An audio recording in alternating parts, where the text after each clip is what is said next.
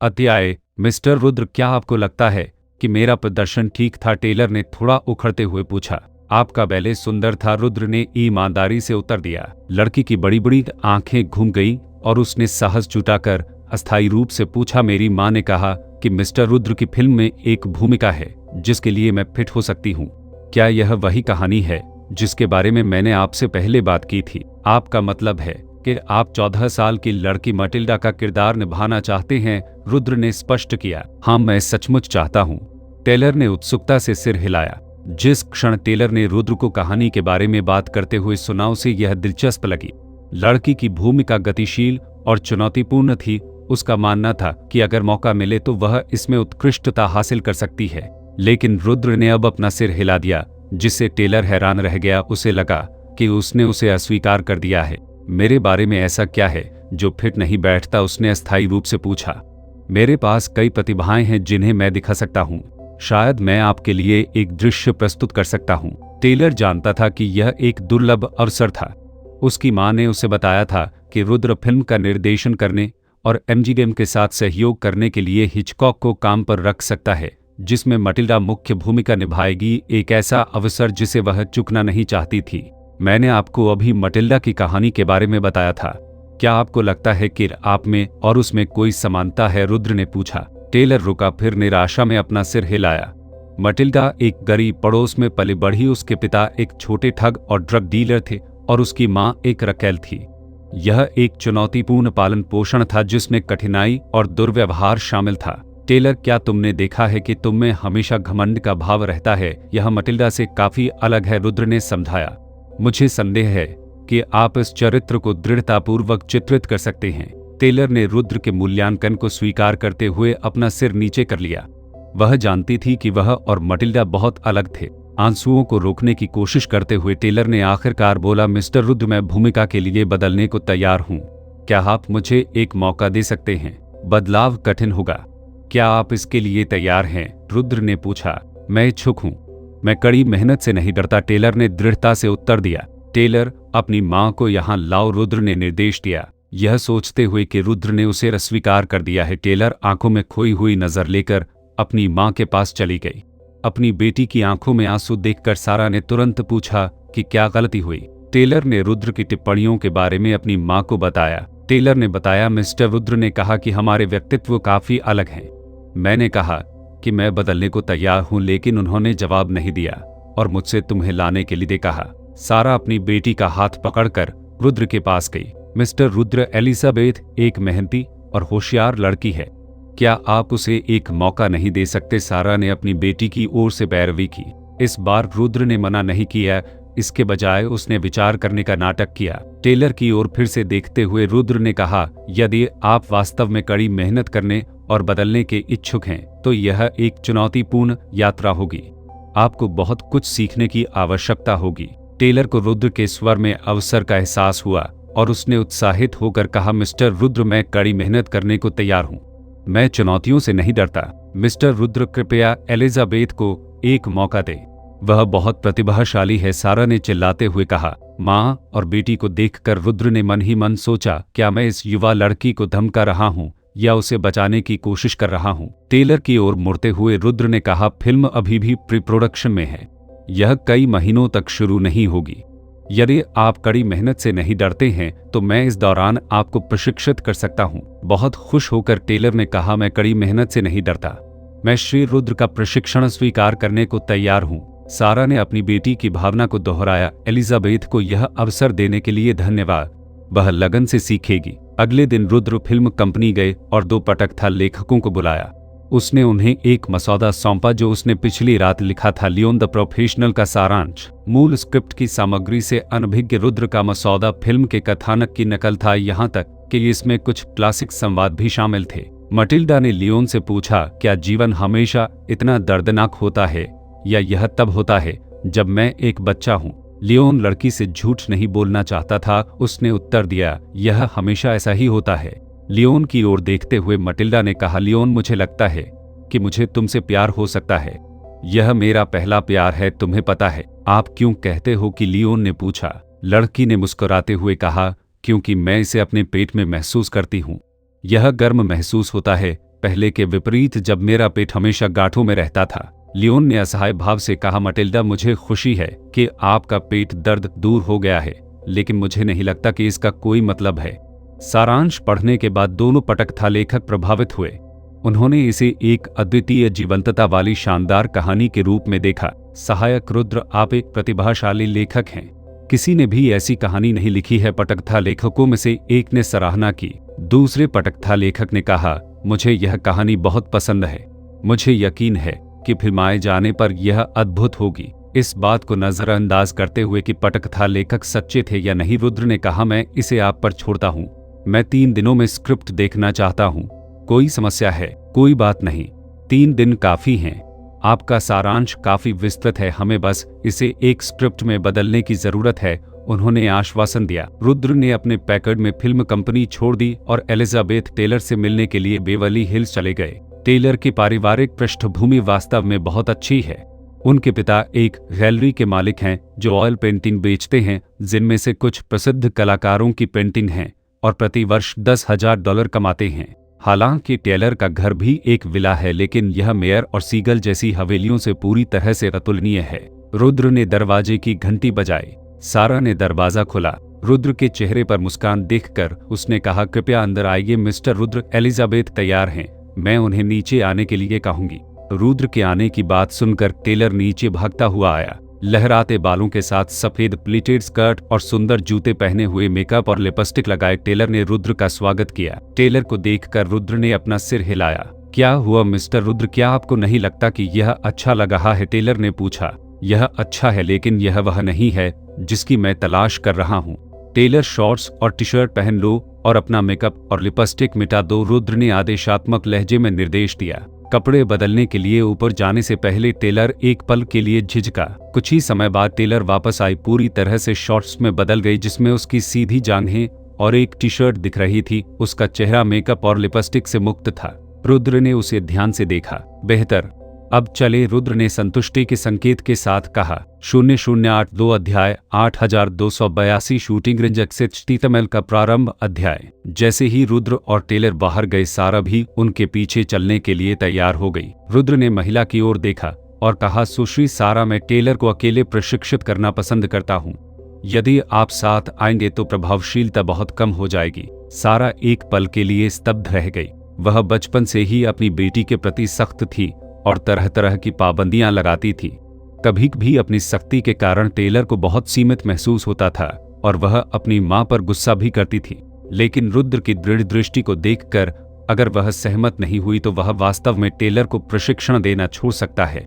मुख्य भूमिका सुरक्षित करने के लिए सारा ने अपनी बेटी को रुद्र के साथ अकेले बाहर जाने देने का फैसला किया। टेलर रुद्र की कार में बैठ गया। यह पहली बार था जब उसने अपनी मां को छोड़ा था। यह अद्भुत लगा, यहाँ तक कि जब वह पहले भी फिल्मों की शूटिंग के लिए बाहर जाती थी तो उनकी मां हमेशा उनके साथ होती थी।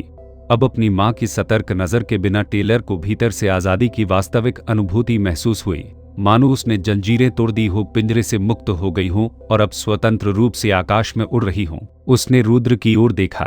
उसके चेहरे पर एक खुशी भरी मुस्कान फैल गई। मिस्टर रुद्र, अकेले बाहर रहना बहुत अच्छा लगता है।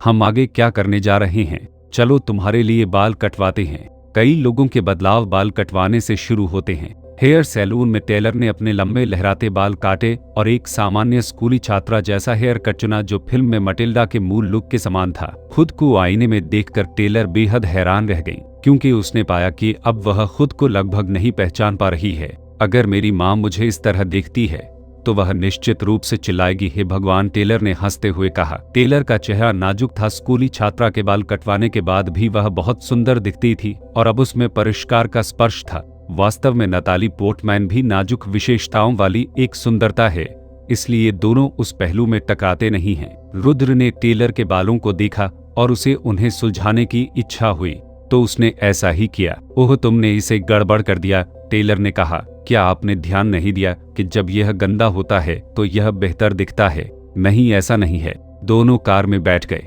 टेलर कार की खिड़की के सामने आराम कर रही थी और अपने बालों को ठीक करने के लिए लगातार पीछे के दृश्य दर्पण में अपने प्रतिबिंब को देख रही थी। यह कैसी लगता है? टेलर अचानक शरारत से मुस्कुराया। अधिक स्वतंत्र महसूस होता है। हम आगे क्या कर रहे हैं? टेलर ने उत्सुकता से पूछा। इसके बाद हम शूटिंग रेंज में जा रहे हैं। रुद्र प्रवेश द्वार के पास कार पार्क करके ओल्ड माइक गन शॉप की ओर चला गया। बूढ़ा माइक दुकान से बाहर निकला। उसने रुद्र की कार को पहचान लिया। रुद्र अब उसका सबसे बड़ा ग्राहक था, जो ओल्ड माइक के स्टोर से सुरक्षा कंपनी के लिए सभी बंदूकें और गोला बारूद की आपूर्ति करता था। रुद्र ओल्ड माइक का सम्मानित वीआईपी ग्राहक था। बूढ़े माइक ने रुद्र का अभिवादन किया और फिर देखा कि एक युवा लड़की यात्री की तरफ से निकल रही थी, जो लगभग 14 या 15 साल की लग रही थी। वह थोड़ा आश्चर्यचकित हुआ। कितनी खूबसूरत जवान लड़की है, ओल्ड माइक ने तारीफ की। धन्यवाद, टेलर कृतज्ञतापूर्वक मुस्कुराया और फिर उत्सुकता से चारों ओर देखा। बूढ़ा माइक रुद्र के करीब आया और उसके कान में फुसफुसाया, वह लड़की काफी जवान लग रही है, उससे सावधान रहना। रुद्र ने बूढ़े आदमी की ओर देखा। आपने यह गलत समझा है, रुद्र ने उत्तर दिया। क्या ऐसा है? अरे मैं एक पुरुष हूँ। क्या मैं एक पुरुष और एक लड़की को गलत समझूंगा? बूढ़ा माइक मुस्कुराया। वे बंदूक की दुकान में प्रवेश करने के बाद टेलर ढेर सारी बंदूकों को देखकर चौंक गया। पहले उसकी मां ने उसे अत्यधिक सुरक्षा प्रदान की थी और उसने कभी बंदूकों से नहीं खेला था। उसे शायद ही कभी आग्नेयास्त्रों का सामना करना पड़ा, केवल उसने दूसरों को शिकार के लिए बंदूक का उपयोग करते देखा। रुद्र ने कुछ हथकंडे चुने, पर्याप्त गोला बारूद जुटाया और टेलर को पीछे की पहाड़ियों में शूटिंग रेंज में ले गया। गोलियां लोड करने के बाद टेलर ने उत्सुकता से बंदूक उठा ली। यह उसके हाथों में वजनदार लग रहा था। क्या तुमने पहले कभी हैंडगन से गोली चलाई है? रुद्र ने पूछा। नहीं, टेलर ने सिर हिलाते हुए कहा। फिर मैं तुम्हें सिखाऊंगा, रुद्र ने उत्तर दिया। रुद्र टेलर के पीछे खड़ा था, उसे अपने आलिंगन में पकड़ रखा था। उसके हाथ लड़की के कोमल हाथों को पकड़ रहे थे और उसे दिखा रहे थे कि बंदूक के हैंडल को कसकर कैसे पकड़ना है। टेलर को उस आदमी ने अपने आलिंगन में पकड़ रखा था। उसकी पीठ उसकी मजबूत छाती से मजबूती से चिपकी हुई थी और उसकी कमर भी कसकर पकड़ रखी थी। यह पहली बार था जब वह इस तरह किसी आदमी के इतनी करीब थी। 14 साल की उम्र किशोरावस्था की उम्र होती है, जब वह ज्ञानी भी होती है और उत्सुक भी। इस समय उसके दिल में धीरे धीरे अलग अलग भावनाएं उठने लगी। टेलर के गाल लाल हो गए और उसकी सांसें थोड़ी अस्थिर हो गईं। रुद्र ने अपनी बाहों में बैठी लड़की की ओर देखा और उसके कान में फुसफुसाया, तुम्हें अपनी बंदूक पर ध्यान केंद्रित करना होगा। आह ठीक है, टेलर ने जवाब दिया। टेलर जल्दी से सीधा हो गया। रुद्र ने टेलर को समझाया कि बंदूक कैसे पकड़नी है और निशाना कैसे लगाना है।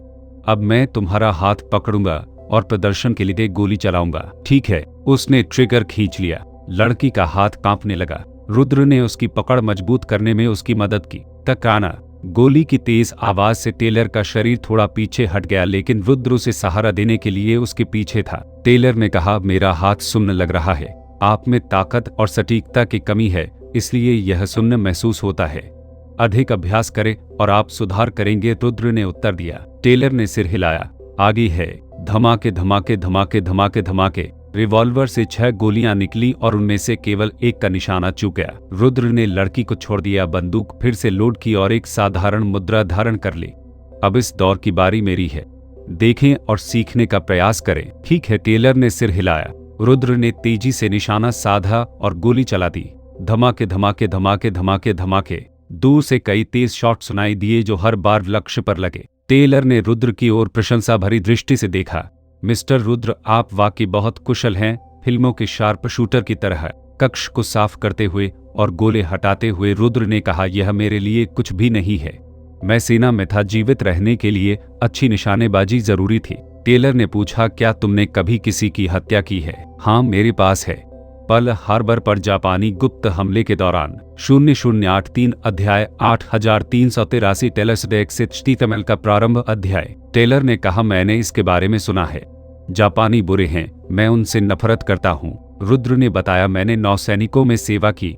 जापान के साथ युद्ध छिड़ने के बाद मैंने कई लड़ाइयाँ लड़ी और अपने हाथों से 30 से अधिक जापानी सैनिकों को मार डाला। रुद्र द्वारा 30 से अधिक लोगों की हत्या की बात स्वीकार करने पर टेलर आश्चर्यचकित रह गया। क्या आप लड़ाई के दौरान डरे हुए थे? टेलर ने पूछा। रुद्र ने कहा, पहले तो हाँ, लेकिन एक बार जब लड़ाई शुरू हो जाती है तो डर खत्म हो जाता है। अपने साथियों को अपने आसपास गिरते देखकर मैं केवल उनसे बदला लेना चाहता था। क्या आप घायल हो गए हैं? टेलर ने फिर पूछा। बेशक, कई बार। सबसे गंभीर पिछले साल इवो जिमा में लड़ाई के दौरान हुआ था। यह तीव्र था। 30,000 से अधिक अमेरिकी मारे गए या घायल हुए। मुझे सीने में गोली मारी गई थी। रुद्र ने अपनी छाती की ओर इशारा किया। यह सुनकर टेलर की आंखें चौड़ी हो गई। रुद्र ने बताया, मैं उस समय लगभग मर गया था, लेकिन कई महीनों तक ठीक होने के बाद चमत्कारिक ढंग से बच गया। तब तक युद्ध समाप्ति के करीब था और मैं सेवानिवृत्त हो गया। टेलर को यह सुनकर खुशी हुई कि रुद्र इतनी गंभीर चोट से बच गया। मिस्टर रुद्र, आप सचमुच बहादुर हैं। मैं आपकी प्रशंसा करता हूं, टेलर ने चिल्लाकर कहा। प्रशंसा अर्जित करने के लिए यह पर्याप्त था, बच्चे आसानी से प्रभावित हो जाते हैं। रुद्र ने कहा, ये शूटिंग का अभ्यास जारी रखें। याद रखें, नई फिल्म में भी मटिल्डा को बंदूक चलाना सीखना था। ठीक है मिस्टर रुद्र, मैं अपनी तरफ से पूरी कोशिश करूंगा, टेलर ने खुद को प्रोत्साहित किया। उन्होंने विभिन्न बंदूकों की खोज की। दोपहर में रुद्र टेलर को पहाड़ों की सैर के लिए ले गया, जहां उन्होंने शाम तक बहुत अच्छा समय बिताया। जब रुद्र अंततः टेलर को घर ले गया, कार में रुद्र ने टेलर से पूछा कि उसे कैसा महसूस हो रहा है। टेलर मुस्कुराया, मैंने आज से पहले कभी इतना सहज और लापरवाह महसूस नहीं किया। मुझे क्या करना चाहिए या क्या नहीं करना चाहिए, इस बारे में मुझे टोकने वाला कोई नहीं है। आपके साथ रहकर मिस्टर रुद्र वास्तव में सहज महसूस होता है तो मैं तुम्हें कल फिर लेने आऊंगा। जब सारा ने अपनी बेटी के छोटे बाल देखे तो वह चिल्लाए बिना नहीं रह सकी, टेलर तुम्हारे बालों को क्या हुआ? टेलर ने उसके छोटे बालों को छुआ और हंसा। मिस्टर रुद्र मुझे इसे कटवाने के लिए ले गए। यह फिल्म में मटिल्डा के हेयर स्टाइल जैसा है। वे घर में दाखिल हुए और टेलर ने एक कप से पानी पी लिया। टेलर अपने शिष्टाचार पर ध्यान दो, सारा ने तुरंत उसे याद दिलाया। टेलर ने बताया, फिल्म में सारा ऐसी है, वह झुग्गी झोपड़ियों की एक लड़की है जो बड़े बड़े घूंट में पानी पीती है। मिस्टर रुद्र ने मुझे यह सिखाया। सारा के पास फिर से शब्द नहीं थे। वह अपनी बेटी के पास बैठ गई और पूछा, टेलर तुमने आज पूरे दिन क्या किया? मिस्टर रुद्र ने तुम्हें कैसे प्रशिक्षित किया? सुबह हम शूटिंग रेंज में गए। मिस्टर रुद्र ने मुझे शूटिंग करना सिखाया। फिल्म की नायिका भी अपने माता पिता और भाई बहनों का बदला लेने के लिए शूटिंग करना सीखती है। यह आश्चर्यजनक है कि मैं एक भी शॉट नहीं मार सका, लेकिन मिस्टर रुद्र ने हर बार निशाना साधा। तुम दोपहर में क्या करते हो? सारा ने फिर पूछा। टेलर ने उत्तर दिया, हम पहाड़ों पर गए। श्री रुद्र ने मुझे आराम करना सिखाया और मुझे फिल्म के कुछ दृश्यों का अनुकरण करने के लिए कहा। हमने खेलते हुए अभ्यास किया। सारा को यह सुनकर और भी खुशी हुई कि रुद्र ने उसकी बेटी के साथ फिल्म के दृश्यों पर चर्चा की थी। इससे संकेत मिलता है कि श्री रुद्र टेलर से संतुष्ट थे, जिससे उन्हें मुख्य भूमिका मिलने की संभावना बढ़ गई। माम मिस्टर रुद्र ने कहा, नायिका की भावनाओं का अनुभव करने के लिए वह चाहते हैं कि मैं और अधिक आराम करूं, चाहे घर पर हो या बाहर, टेलर ने समझाया। सारा अचंभित रह गई। उसे ऐसा क्यों लगा कि उसकी बेटी स्थिति का फायदा उठा रही है? यह उनकी पिछली मांगों से काफी अलग थी। टेलर ने कहा, मिस्टर रुद्र ने फिल्म के लिए यही मांगा था। सारा बेबसी से मुस्कुराई। जब सारा छोटी थी तब वह भी एक अभिनेत्री थी और उन्होंने एक भूमिका पाने के लिए बहुत प्रयास किए थे। वह समझ गई कि भूमिका पाना कितना कठिन है। इस बार टेलर का अवसर और भी दुर्लभ था। वह महिला प्रधान थी।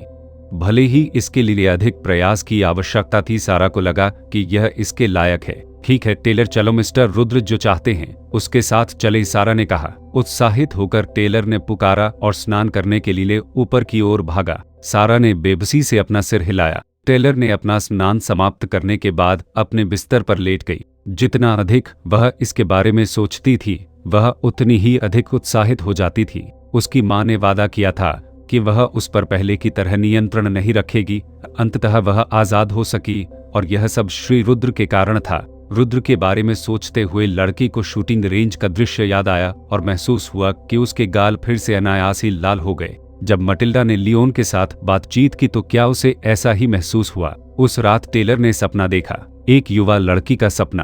अगले दिन रुद्र फिर टेलर को लेने आया। इस बार टेलर होशियार थी और उसने मेकअप नहीं लगाया था।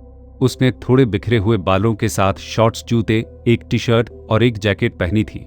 जैसे ही रुद्र ने कार पार्क की, टेलर घर से बाहर भागा और यात्री दरवाजा खोलकर अंदर आ गया। Good morning mister Rudra. Rudra ने देखा कि लड़की कल की तुलना में आज अधिक चमकदार थी। उस नाजुक राजकुमारी से बिल्कुल अलग थी जिससे वह पहली बार मिला था। गाड़ी चल पड़ी। टेलर रुद्र की ओर मुड़ा और पूछा, मिस्टर रुद्र, आज हम कहाँ जा रहे हैं? आज मैं तुम्हें झुग्गियों में जीवन दिखाऊंगा। क्या तुम डरे हुए हो? रुद्र ने पूछा। टेलर ने सिर हिलाया। मैंने तुमसे कहा था मैं कठिनाइयों का सामना कर सकता हूँ। कार शहर क्षेत्र में पहुंची। कार से बाहर निकलने के बाद कई हट्टे कट्टे आदमी सम्मानपूर्वक उनके पास आए और इवान ने रुद्र से कहा, बॉस, यह शहर के सबसे गंदे इलाकों में से एक है। कार पर नजर रखो। मैं वापस आकर यह नहीं जानना चाहता कि यह चोरी हो गई है। चिंता मत करो, यहाँ कोई भी तुम्हारी कार नहीं चुरा सकता। इवान ने अपनी छाती थपथपाते हुए आश्वासन दिया। टेलर ने उत्सुकता से उन आदमियों की ओर देखा। वे अच्छे लोग नहीं लगते थे, फिर भी उन्होंने श्री रुद्र के साथ सम्मानपूर्वक व्यवहार किया। रुद्र ने अपना सूट जैकेट उतार दिया और उसे इवान को सौंप दिया। अपने कफ खोल दिए और अपनी आस्तीन ऊपर कर ली। अब वह और अधिक आरामदायक लग रहा था। चलो अंदर चले, रुद्र ने टेलर से कहा। 0084 अध्याय 8484 मतिलदस्तान किस्मल की शुरुआत। अध्याय। रुद्र और टेलर अंदर चले गए। सड़कें कूड़े कचरे से भर गई। जमीन सीवेज से पटी हुई थी। हवा में एक दुर्गंध व्याप्त हो गई। टेलर पहले कभी ऐसी जगह नहीं गया था। उसने अपनी नाक सिकोड़ ली और उसे ढकने ही वाली थी कि उसने रुद्र को अपनी ओर देखते हुए देखा, इसलिए उसने तुरंत अपना हाथ हटा लिया। रुद्र ने बताया, यह जगह बहुत गंदी और गंदी है, एक असली झुगी बस्ती है। मटिल्डा ऐसे ही माहौल में पली बढ़ी है। उसे अक्सर पीटा जाता था, घावों के निशान थे और वह अक्सर भूखी रहती थी। उसके पेट की बीमारी बहुत बार भूखे रहने से हुई थी। टेलर तुरंत समझ गया। उसने दांत पीस लिए। उसके चेहरे पर अब कोई दिखावा नहीं था। कुछ गंदे बच्चे सड़क के किनारे दौड़ रहे थे। उनके कपड़े ऐसे लग रहे कि जैसे उन्हें लंबे समय से धोया नहीं गया हो और उनके बाल बिखरे हुए थे। कुछ युवक गठरियां लेकर चल रहे थे और टेलर को आश्चर्य से देख रहे थे, क्योंकि उन्होंने झुग्गियों में ऐसी परिष्कृत लड़की शायद ही कभी देखी हो। उनके बगल के घर अधिक सभ्य थे, लेकिन दूर दूर तक लकड़ी के तख्तों से बनी कई अस्थायी झोपड़ियां थीं। झुर्रीदार कपड़े पहने कई महिलाएं वहां शारीरिक श्रम कर रही थीं। कभी भी मुर्गियां और बत्तखें चिल्लाने लगती थीं। यह सब गड़बड़ था। टेलर कल्पना नहीं कर सका कि ये लोग ऐसी परिस्थितियों में कैसे रहते थे। एक घर के पास एक बच्चा हाथ में रोटी का टुकड़ा लेकर बाहर भागा। उसके पीछे एक बड़ा बच्चा आया जिसने रोटी छीन ली।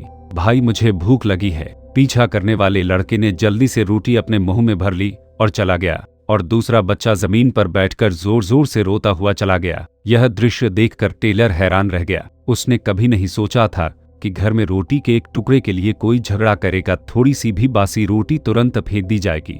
उसी क्षण रुद्र बोला, हर कोई विलासिता के जीवन में पैदा नहीं होता है। मटिल्डा इस तरह के माहौल में रहती थी।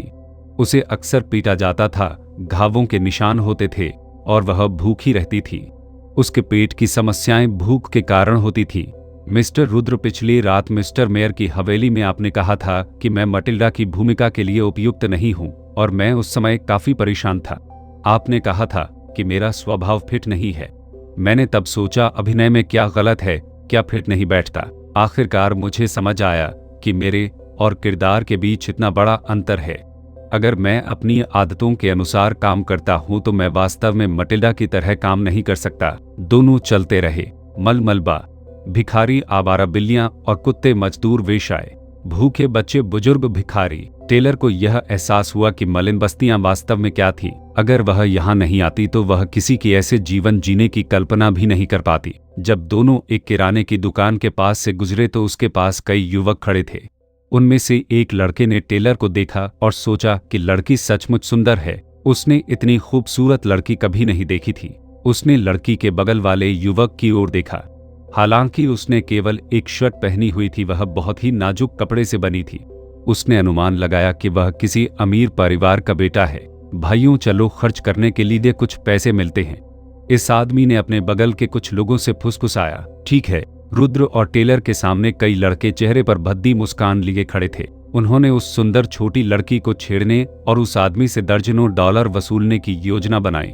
अरे यार, पैसे दे दो और इस लड़की को कुछ समय के लिए हमारे पास छोड़ दो, वरना तुम इस शहर के इलाके को जिंदा नहीं छोड़ोगे। एक ठग ने चाकू निकाला और उसे हाथ में लेकर खेलने लगा। कई ठगों के अचानक सामने आने से टेलर डर गया।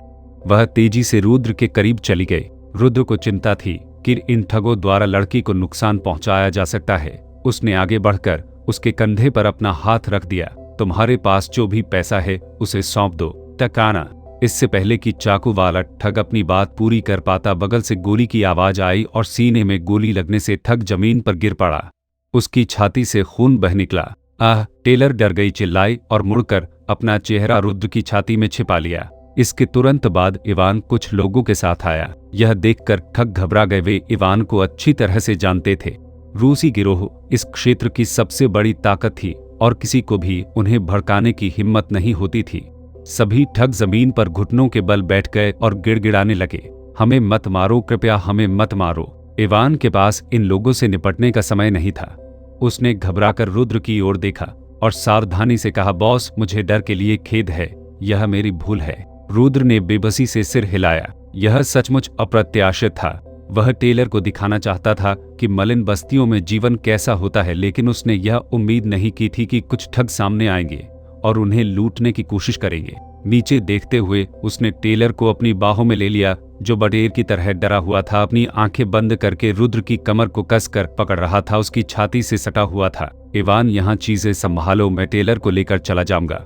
इसके बाद उन्होंने टेलर को गले लगाया और वापस चलने लगे। इवान ने तुरंत 2 लोगों को एस्कॉर्ट्स के रूप में पीछा करने के लिए भेजा। एक बार जब रुद्र नजरों से ओझल हो गया तो इवान जमीन पर घुटने टेक कर ठगों की ओर मुड़ा। उसका चेहरा गंभीर हो गया। धिक्कार है, बॉस ने आखिरकार मुझे यह काम सौंपा और मैं उन्हें प्रभावित करने की उम्मीद कर रहा था। अब तुम बेवकूफों ने सब गड़बड़ कर दिया है। शरीर को उठाओ और उन सभी को अपने साथ ले जाओ, इवान ने दांत पीसते हुए ठंडे स्वर में कहा। कार में वापस रुद्र ने लड़की को पिछली सीट पर बिठाया। वह झुग्गियों से दूर चला गया। रास्ते में लड़की अपनी सीट पर दुबक गई। रुद्र जानता था कि टेलर डरा हुआ है।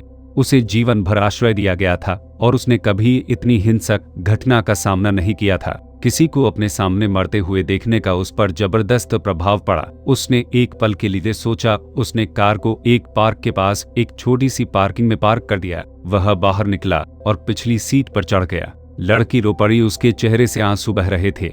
रुद्र ने उसे अपनी बाहों में पकड़ लिया।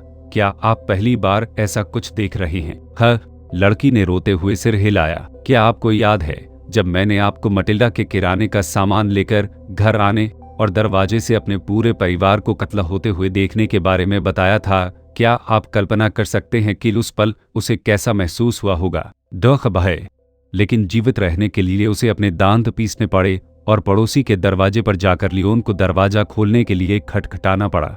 मौत की धमकियों के सामने जीवित रहने का यही उसका एकमात्र मौका था।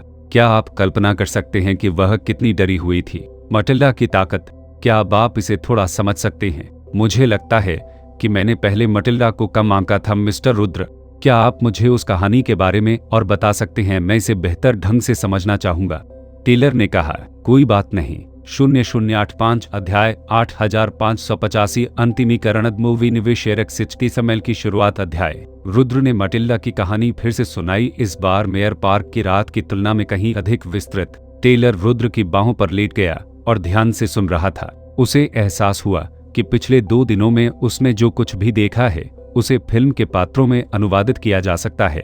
श्री रुद्र ने उसे सच्ची देखभाल से बाहर निकाला था। लड़की ने उस आदमी की ओर देखा। उसकी निगाह टिकी रही। शाम तक रुद्र टेलर को घर नहीं ले गया। टेलर ने अलविदा कहा और विला में चला गया। सारा ने देखा कि टेलर थोड़ा कम उत्साही लग रहा था। कल उनकी बेटी ऊर्जा और शरारत से भरी हुई वापस आई थी। आज क्या हुआ? सारा थोड़ा चिंतित थी। क्या गलत है, एलिजाबेथ? सारा ने पूछा। मिस्टर रुद्र आज मुझे झुग्गियों में ले गए। मैंने वहां कई गरीब बच्चों को देखा, कुछ रोटी के टुकड़े के लिए झगड़ रहे थे।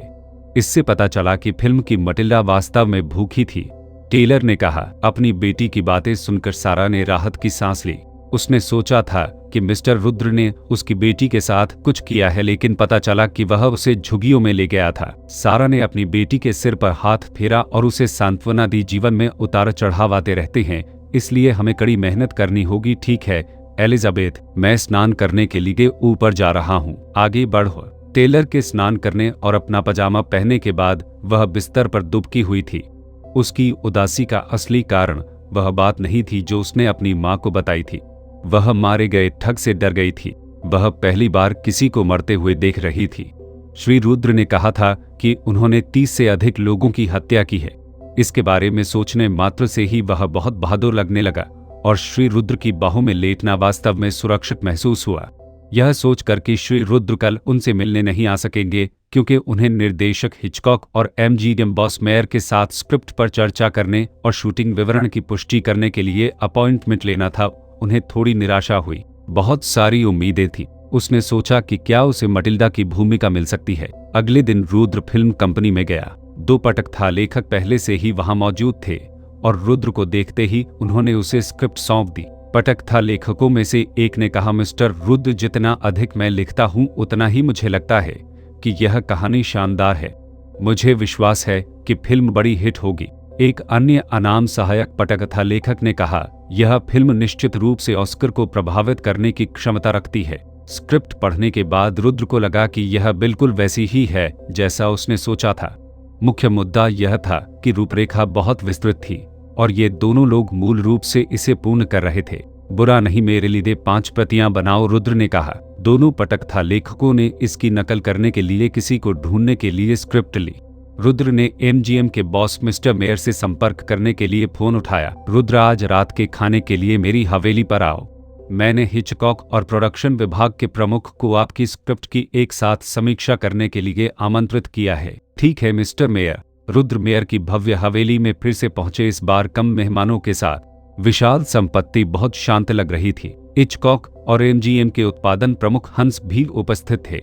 अभी खाने का समय नहीं हुआ था, इसलिए उन तीनों ने एक साथ स्क्रिप्ट पढ़ना शुरू कर दिया और कमरा केवल पन्ने पलटने की आवाज से भर गया। मेयर ने स्क्रिप्ट को किनारे रख दिया।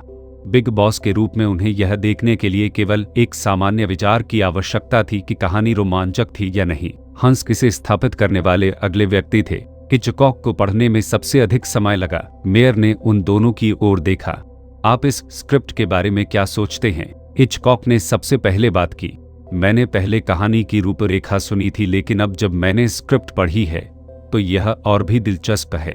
लड़की और अधेड़ उम्र के हत्यारे के बीच की प्रेम कहानी, कैसे वह अपने माता पिता का बदला लेना चाह रही थी और अंत में बम विस्फोट करके अकेले हत्यारे का बलिदान। मैं इसे खरीद सकता हूँ और इसमें ऑस्कर को प्रभावित करने की क्षमता है। अब हंस, तुम क्या सोचते हो? यह एक शहरी फिल्म है, इसमें विस्तृत सेट की कोई आवश्यकता नहीं है। बस मलिन बस्तियों में एक उपयुक्त स्थान ढूंढें। मैंने अनुमान लगाया कि लागत अभिनेता की फीस को छोड़कर 17 मिलियन के भीतर होगी। मेयर ने हिचकॉक और रुद्र की ओर देखा।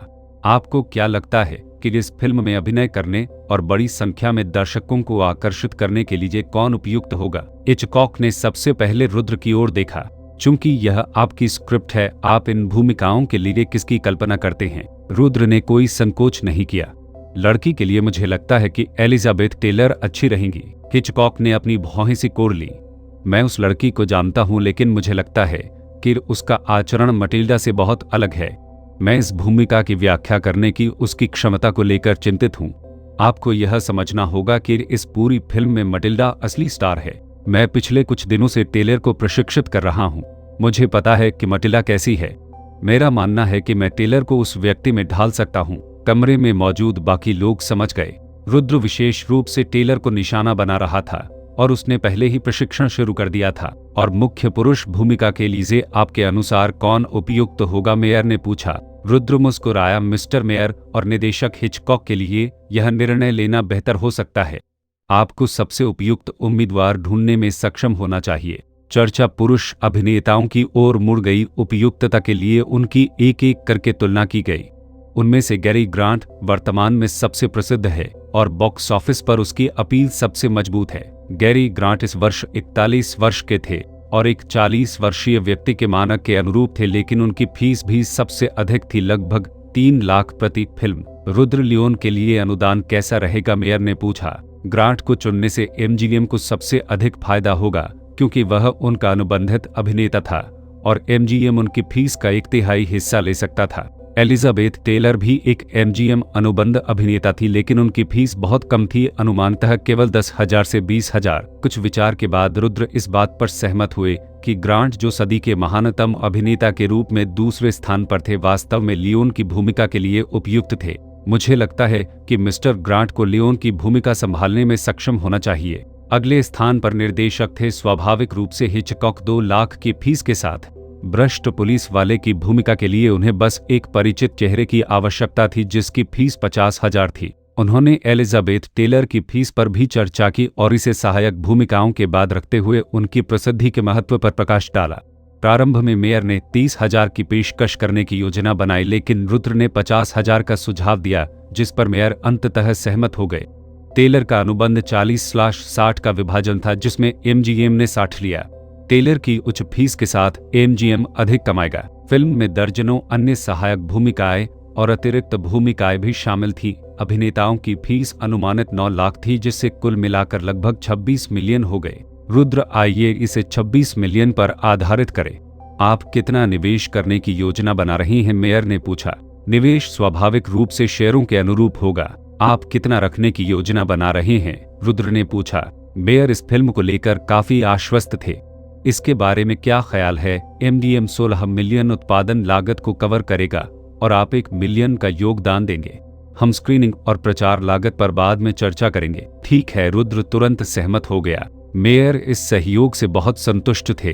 रुद्र ने स्क्रिप्ट प्रदान की और मुख्य महिला को चुनने का अधिकार बरकरार रखा। बाकी सब कुछ एमजीएम पर छोड़ दिया। एमजीएम के अभिनेता, एमजीएम के निदेशक, एमजीएम की प्रोडक्शन टीम, एमजीएम का स्टूडियो और वे उत्पादन, वितरण और रिलीज का काम संभालेंगे। फिल्म की शूटिंग अभी शुरू भी नहीं हुई थी, लेकिन एमजीएम पहले से ही लाभ कमा रहा था। 0086 अध्याय 8686 बैंक रॉबरी XHTML का प्रारंभ अध्याय। फिल्म की डील फाइनल हो गई। पटक था लेखक और निवेशक होने के अलावा रुद्र ने दूसरे निर्माता के रूप में भी अधिकार बरकरार रखा। शेष मामलों को संभालने के लिए एमजीएम और निदेशक हिचकॉक पर छोड़ दिया गया था। 2 दिन बाद दोनों पक्षों ने विवरण को अंतिम रूप दिया और अनुबंध पर हस्ताक्षर की गई। एलिजाबेथ टेलर शॉर्ट्स और टी-शर्ट पहने हुए पिछवाड़े की घास पर बैठी थी। अतीत में उसकी मां ने उसे कभी ऐसा करने की अनुमति नहीं दी होगी, लेकिन अब उसके पास एक कारण था, खुद को भूमिका में डुबो देना। टेलर के पास एक रिवॉल्वर थी जिसे खरीदने के लिए उसने अपनी मां को मना लिया था। यह असली बंदूक थी, लेकिन सारा ने उसे कोई गोली नहीं दी थी। उसके सामने एक बड़े पेड़ पर बंदूक तान दी गई और टेलर ने अपने होंठ भींच लिए। उसने मेरे माता पिता और भाई बहनों को मार डाला। मैं उसे अपने हाथों से मारना चाहता हूँ। यह फिल्म की एक पंक्ति थी और टेलर मटिल्डा की भावनाओं की खोज कर रहा था। उसने बंदूक नीचे रख दी। टेलर ने आह भरी। मिस्टर रुद्र को देखे हुए उसे 2 दिन हो गए थे और उसे नहीं पता था कि फिल्म पर बातचीत कैसे चल रही थी। उन्हें इस बात की भी चिंता थी कि क्या वह सच में मटिल्डा का किरदार निभा पाएंगी। हालांकि वह छोटी थी, फिर भी वह बहुत कुछ जानती थी। खासकर किसी फिल्म के कलाकारों, खासकर मुख्य भूमिका की पुष्टि करना कितना मुश्किल होता था। उसी समय एक नौकर तेजी से पिछवाड़े की ओर चला गया। मिस टेलर, मिसेज सारा चाहती हैं कि मैं आपको एक मेहमान से मिलने के लिए सामने वाले हॉल में बुलाऊं। टेलर भौंचक्का रह गया। उसे इस तरह के सामाजिक समारोहों में जाना पसंद नहीं था, खासकर उन तथाकथित समाज की महिलाओं के साथ जिन्हें उसकी मां जानती थी, जो सभी बहुत बातूनी थी और काफी देर तक बातें करती रहती थी, जिससे उसे आधे दिन तक वहीं बैठे रहना पड़ता था। इस समय कौन है? यह मिस्टर रुद्र है, नौकर ने कहा। टेलर का चेहरा आश्चर्य से चमक उठा और वह घास से उछलकर तेजी से हॉल की ओर भागी।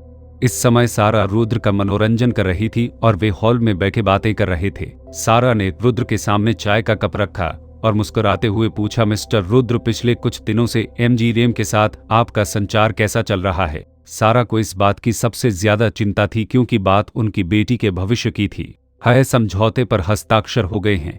कुल निवेश $26 मिलियन है। एमजीएम $16 मिलियन का योगदान दे रहा है और मैं $1 मिलियन का योगदान दे रहा हूँ। रुद्र की निवेश राशि सुनकर सारा की मुस्कान और चौड़ी हो गई। पैसा दिल को हिला देता है। रुद्र के लिए एक फिल्म में $10 लाख का निवेश करना सारा की नजर में, वह पहले से ही एक अमीर आदमी था और उसकी स्थिति काफी बढ़ गई थी। पहले वह मेयर जैसे महत्वपूर्ण व्यक्तियों को जानते हुए भी रुद्र को केवल चेयरमैन नूह के सहायक के रूप में सोचती थी। उसका मानना था कि वह काफी सक्षम होगा। अब उसे एक एहसास हुआ कि श्री रुद्र उससे भी अधिक सक्षम थे जितना उसने सोचा था। क्या कास्टिंग तय हो गई है? सारा ने सावधानी से पूछा। यह तय हो गया है। निर्देशक हिचकॉक ने मुख्य भूमिका के रूप में कैरी ग्रांट का उपयोग करने की पुष्टि की है। हिचकॉक एक प्रसिद्ध निर्देशक थे और कैरी ग्रांट एमजीएम के शीर्ष सितारों में से एक थे, जिनकी तुलना क्लार्क गेबल से की जा सकती है। ऐसे निर्देशक और अभिनेता के साथ काम करना अनगिनत अभिनेत्रियों के लिए एक सपने के सच होने जैसा था। मटिल्डा की भूमिका के बारे में क्या? सारा ने अपनी घबराहट और प्रत्याशा को छुपाने में असमर्थ होते हुए पूछा। रुद्र ने कहा, एक निर्माता के रूप में मैंने मिस्टर मेयर और निर्देशक हिचकॉक को टेलर की सिफारिश की और वे बातचीत के बाद सहमत हो गए। सारा पूरी तरह उत्साहित थी। वह एक चतुर महिला थी और वह जानती थी कि उसकी बेटी के पास इस भूमिका के लिए कोई लाभ नहीं है। अंततः यह सब श्री रुद्र के कारण था। आपकी अनुशंसा के लिए धन्यवाद श्री रुद्र। सारा ने तुरंत अपना आभार व्यक्त किया। तभी एलिजाबेथ टेलर अचानक हॉल में दाखिल हुई और रुद्र को देखते ही वह थोड़ी उखड़ी हुई सांस के साथ उसके पास पहुंची और बोली, मिस्टर रुद्र, आखिरकार आप आ गए। ओह, बस कुछ दिनों के बाद मुझे याद आ रही है। रुद्र मुस्कुराया। टेलर को थोड़ा शर्मिंदगी महसूस हुई। पिछले कुछ दिनों में उसने कई बार रुद्र के बारे में सपने देखे थे। अपने हाथ में रिवॉल्वर उठाते हुए उसने कहा, मिस्टर रुद्र, देखिए, मैंने अपनी माँ से मेरे लिए एक बंदूक खरीदने के लिए कहा। मैं अभ्यास कर रही हूँ कि मटिल्डा इसे कैसे पकड़ेगी। उस पल में सारा ने हस्तक्षेप करते हुए कहा, एलिजाबेथ, क्या आप जानती हैं, मिस्टर रुद्र ने अभी कहा कि फिल्म के विवरण को अंतिम रूप दे दिया गया है। कैरी ग्रांट मुख्य भूमिका निभाएंगे और आप मटिल्डा की भूमिका निभाएंगी। सचमुच मिस्टर रुद्र? टेलर ने आश्चर्य से रुद्र की ओर देखा। यह सही है, आप मटिल्डा का किरदार निभाएंगे। आह, टेलर चिल्लाया और तुरंत रुद्र की बाहों में कूद गया और उसे कसकर गले लगा लिया। वह बहुत खुश थी। वह कई दिनों से इस बारे में सोच रही थी और अब उसका सपना आखिरकार सच हो रहा था। अपनी बेटी को रुद्र से चिपटे हुए देखकर सारा को लगा कि यह कुछ हद तक असभ्य है, लेकिन उसने अपने शब्दों को रोक लिया। एलिजाबेथ और मिस्टर रुद्र का घनिष्ठ संबंध केवल उसके लिए फायदेमंद हो सकता है। सारा के मन में रुद्र वह बन गया था जिसके करीब वह जाना चाहती थी। उत्साह शांत होने के बाद टेलर रुद्र की बाहों से उतर गया और उसने उससे कहा, अब भूमिकाओं की अस्थायी रूप से पुष्टि हो गई है। प्रारंभिक तैयारियों के लिए एमजीएम जिम्मेदार है। तैयारी पूरी होने के बाद निर्देशक हिचकॉक आपका ऑडिशन लेंगे, तभी भूमिकाओं की अंतिम पुष्टि होगी। इतना कहने के बाद टेलर ने रुद्र की ओर देखा और पूछा, मिस्टर रुद्र, क्या आप मुझे प्रशिक्षण देना जारी रखेंगे? मुझे लगता है कि आपका प्रशिक्षण बहुत प्रभावी है। बेशक, जब भी मेरे पास समय हो। आज का ख्याल है, आज बिल्कुल ठीक काम कर रहा है। यह बहुत अच्छा है, टेलर खुशी से चिल्लाया। सारा उन्हें विला के प्रवेश द्वार तक ले गई और अपनी बेटी को रुद्र की कार में बैठते हुए देखकर अलविदा कहा। जैसे ही उसने कार को धीरे धीरे आगे बढ़ते देखा, सारा के मन में एक विचार आया। अपनी बेटी को एक स्टार बनाने के अलावा सारा के पास एक और विचार भी था, टेलर की शादी एक अमीर परिवार में करने का। यह श्री रुद्र अपने 20वें वर्ष के हैं, सुंदर हैं, धनी हैं और उनके पास करियर और क्षमता है। अगर उसकी बेटी थोड़ी बड़ी होती तो उससे शादी करना बुरा विचार नहीं होता। रुद्र के साथ फिर से बाहर निकलते हुए टेलर उत्साह से भर गया। मिस्टर रुद्र, आज हम क्या कर रहे हैं? रुद्र ने टेलर के उत्साहित चेहरे को देखा और पूछा, क्या आप मोटरसाइकिल चला सकते हैं? नहीं, मैं नहीं कर सकता। क्या आप इसे आजमाना चाहते हैं? टेलर की आंखें तुरंत चमक उठी। रुद्र ने गाड़ी चलाई और बिग इवान को पाया, उससे मोटरसाइकिल लाने के लिए कहा। बिग इवान काफी खुश था क्योंकि बॉस उसे फिर से कुछ करने के लिए कह रहा था। यह दर्शाता था कि वह अब पागल नहीं था। मोटरसाइकिल तुरंत आ गई, एक हार्ले डेविडसन जो कैप्टन अमेरिका की तरह दिखती थी। रुद्र ने कहा, मेरी कार को सुरक्षा कंपनी के पास वापस ले जाओ। अवश्य। बिग इवान ने सिर हिलाया और झुक गया। रुद्र मोटरसाइकिल पर बैठा और टेलर ने पीछे से उसकी कमर पकड़ ली। बिग इवान ने लगातार अलविदा कहा। टेलर को यह मनोरंजक लगा और उसने रुद्र से पूछा, वह इतना लंबा है और भयंकर दिखता है, लेकिन वह तुमसे थोड़ा डरा हुआ क्यों लगता है? मैंने एक बार उसे पीटा था और 3 दिनों तक भूखा रखा था। शायद इसीलिए वह मुझसे डरता है। हाँ। यह सुनकर टेलर खूब हंसा। शहर के बाहर राजमार्ग पर उन दोनों ने लापरवाही से मोटरसाइकिल चलाई। रुद्र पीछे बैठा टेलर को मोटरसाइकिल चलाना सिखा रहा था। हवा की गति और उत्तेजना को महसूस कर रहा था जबकि टेलर उत्साह से चिल्ला रहा था। शहर के बाहर से लौटने के बाद दोनों बाजार गए। मिस्टर रुद्र, हम बाजार में क्या कर रहे हैं? टेलर ने बाजार के स्टॉलों पर विभिन्न प्रकार के सामानों को उत्सुकता से देखा। बाजार में आम लड़कियों के जीवन का अनुभव। दोनों ने हॉट डॉग खरीदे और हालचाल भरी सड़क पर बैठ गए। यह टेलर का पहली बार था जब उसने इतने सारे लोगों के सामने खाना खाया। पहले तो उसे शर्मिंदगी महसूस हुई, लेकिन रुद्र को इतने मन से खाते देख उसने भी ऐसा ही किया। एक किराने की दुकान के अंदर कई स्लॉट मशीनें और पंचिंग मशीनें लगी हुई थी जिनके चारों ओर कई लोग थे।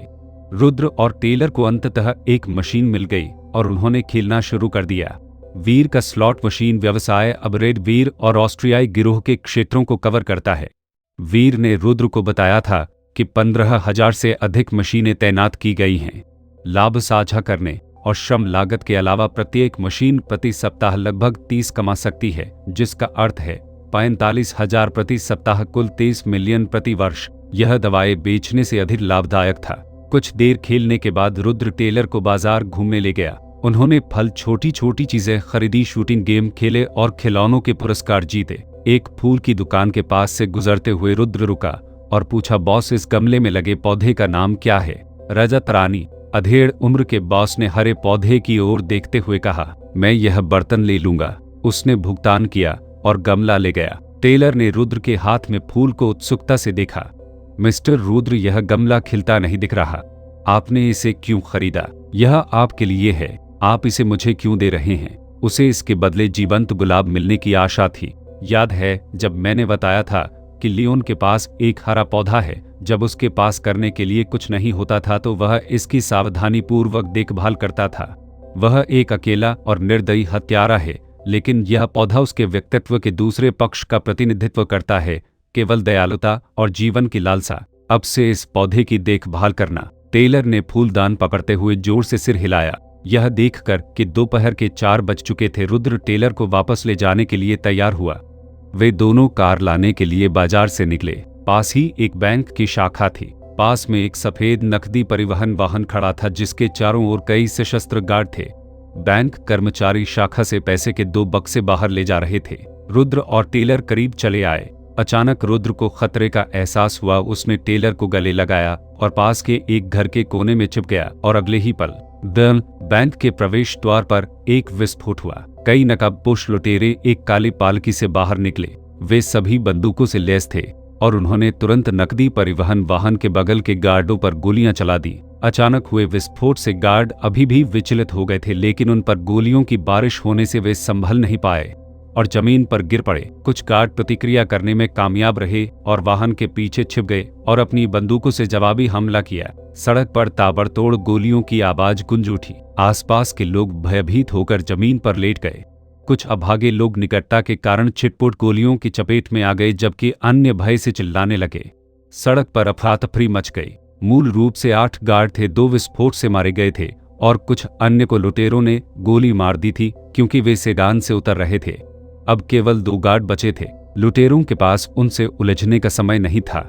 उनमें से एक ने अपने बैग से ग्रेनेड निकाला, पिन खींची और फेंक दिया। उनका निशाना सटीक था और ग्रेनेड सीधे दोनों गार्डों के पीछे गिरा।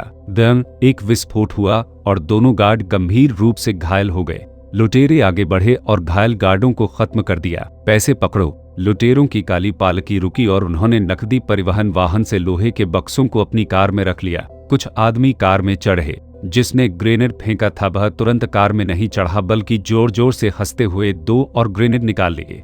उसने दोनों हथगोले बैंक में फेंक दिए। Boom boom. 2 विस्फोटों के बाद पीड़ा की चीखें सुनाई दी। एक बार जब लुटेरे कार में थे तो काली पालकी धुएं के बादल में गायब हो गई। 0087 अध्याय 8787 tracking the bank cover success कमल की शुरुआत। अध्याय। रुद्र ने हमेशा टेलर को अपने नीचे ढाल लिया। बाहर गोलियों की आवाज जारी रही, लेकिन टेलर को उतना डर नहीं लगा जितना उसने सोचा था। श्री रुद्र के आलिंगन में उसे सुरक्षा की एक अभूतपूर्व भावना महसूस हुई, जैसे कि उसकी बाहों में छिपने का मतलब था कि चिंता करने की कोई बात नहीं थी। टेलर ने बाहर भी कुछ नजरें चुराईं। डकैती खत्म हो गई और लुटेरे आखिरकार चले गए। जैसे ही वे अपने छिपने के स्थान से बाहर निकले, उन्होंने पूरी सड़क पर अराजकता देखी।